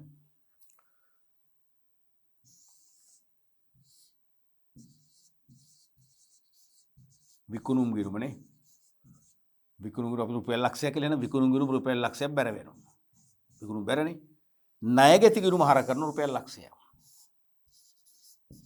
ඕකනේ සාමාන්‍ය ඩබල් එන්ට්‍රි එක accounts වල ඔයගොල්ලෝ කරන ණයගැති ගිණුමට හර කරනවා රුපියල් ලක්ෂයක්.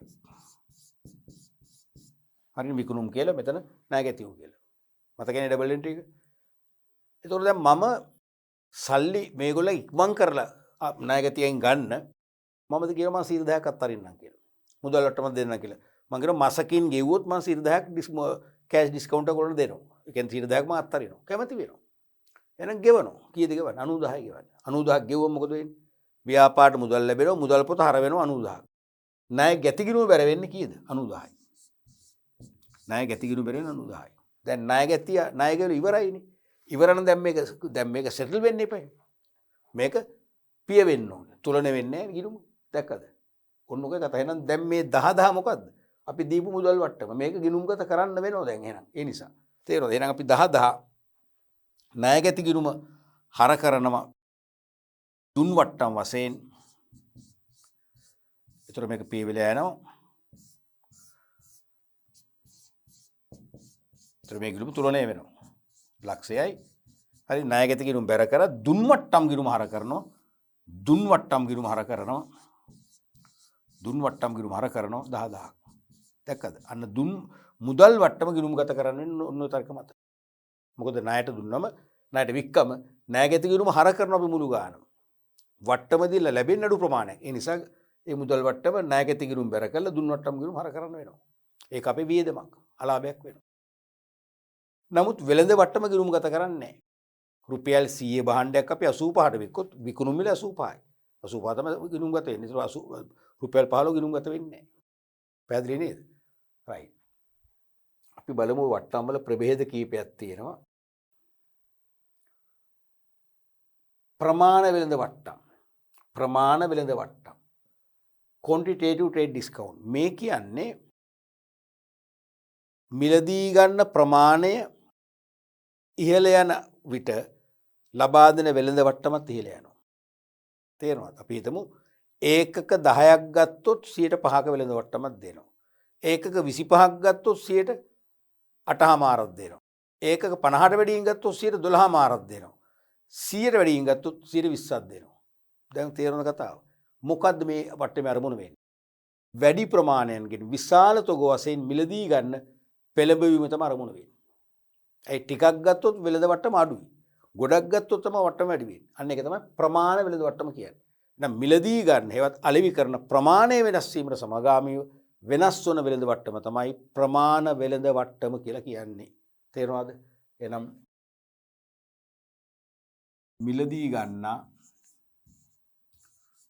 මිලදී ගන්නා ප්‍රමාණය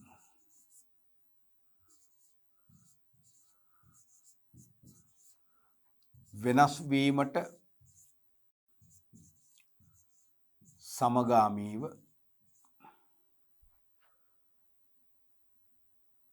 වෙනස් වන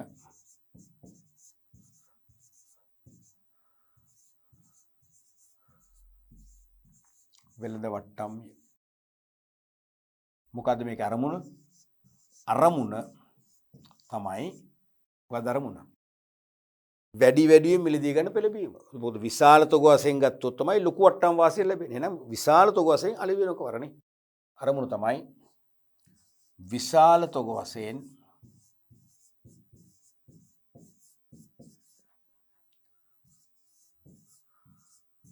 මිලදී ගැනීමට පෙළඹවීම.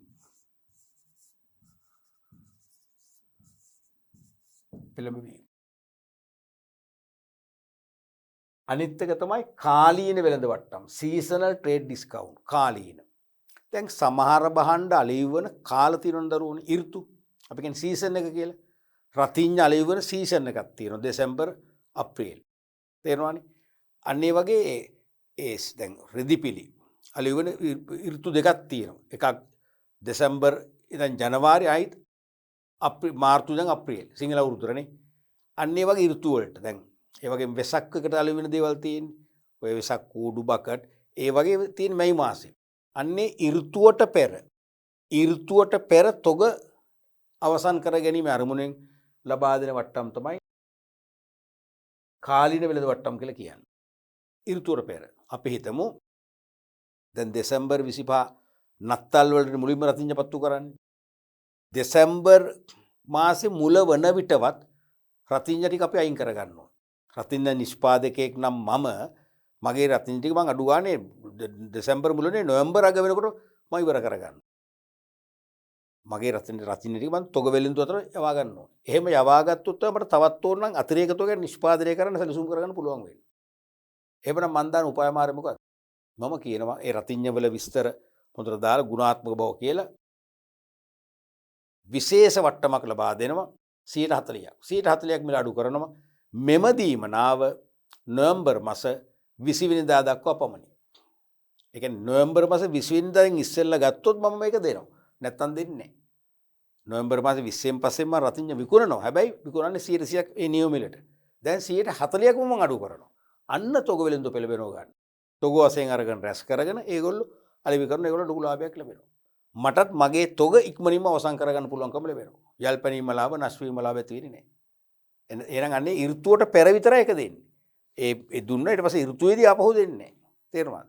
රයිට්. ඒ කියන්නේ මෙහෙම ලියන්න තොග නැත්නම්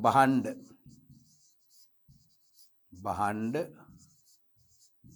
අලෙවි වන ඍතුවකට පෙර තොග අවසන් කර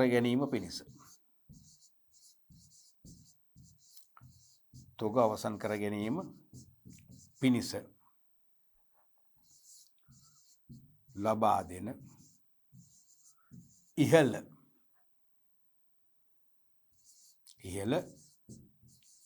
ප්‍රතිශතයකින් යුත්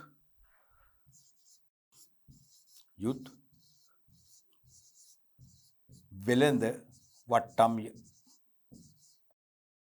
පැහැදිලිනේ? CSN එකට පෙර ඒක දෙන්නේ. ඊට පස්සේ දෙන්නේ නැහැ. අනිත් එක ස්ථාවර වෙළඳ වට්ටම්.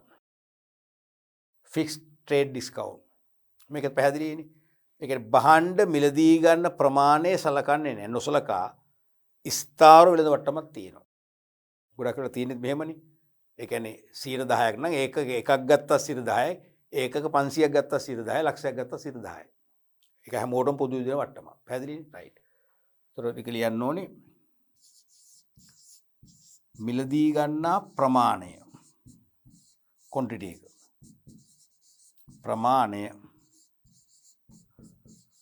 නොසලකා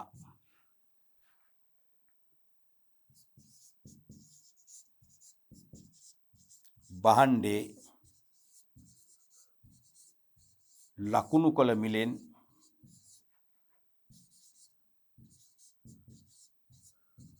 අඩු කරන ප්‍රතිශතයයි.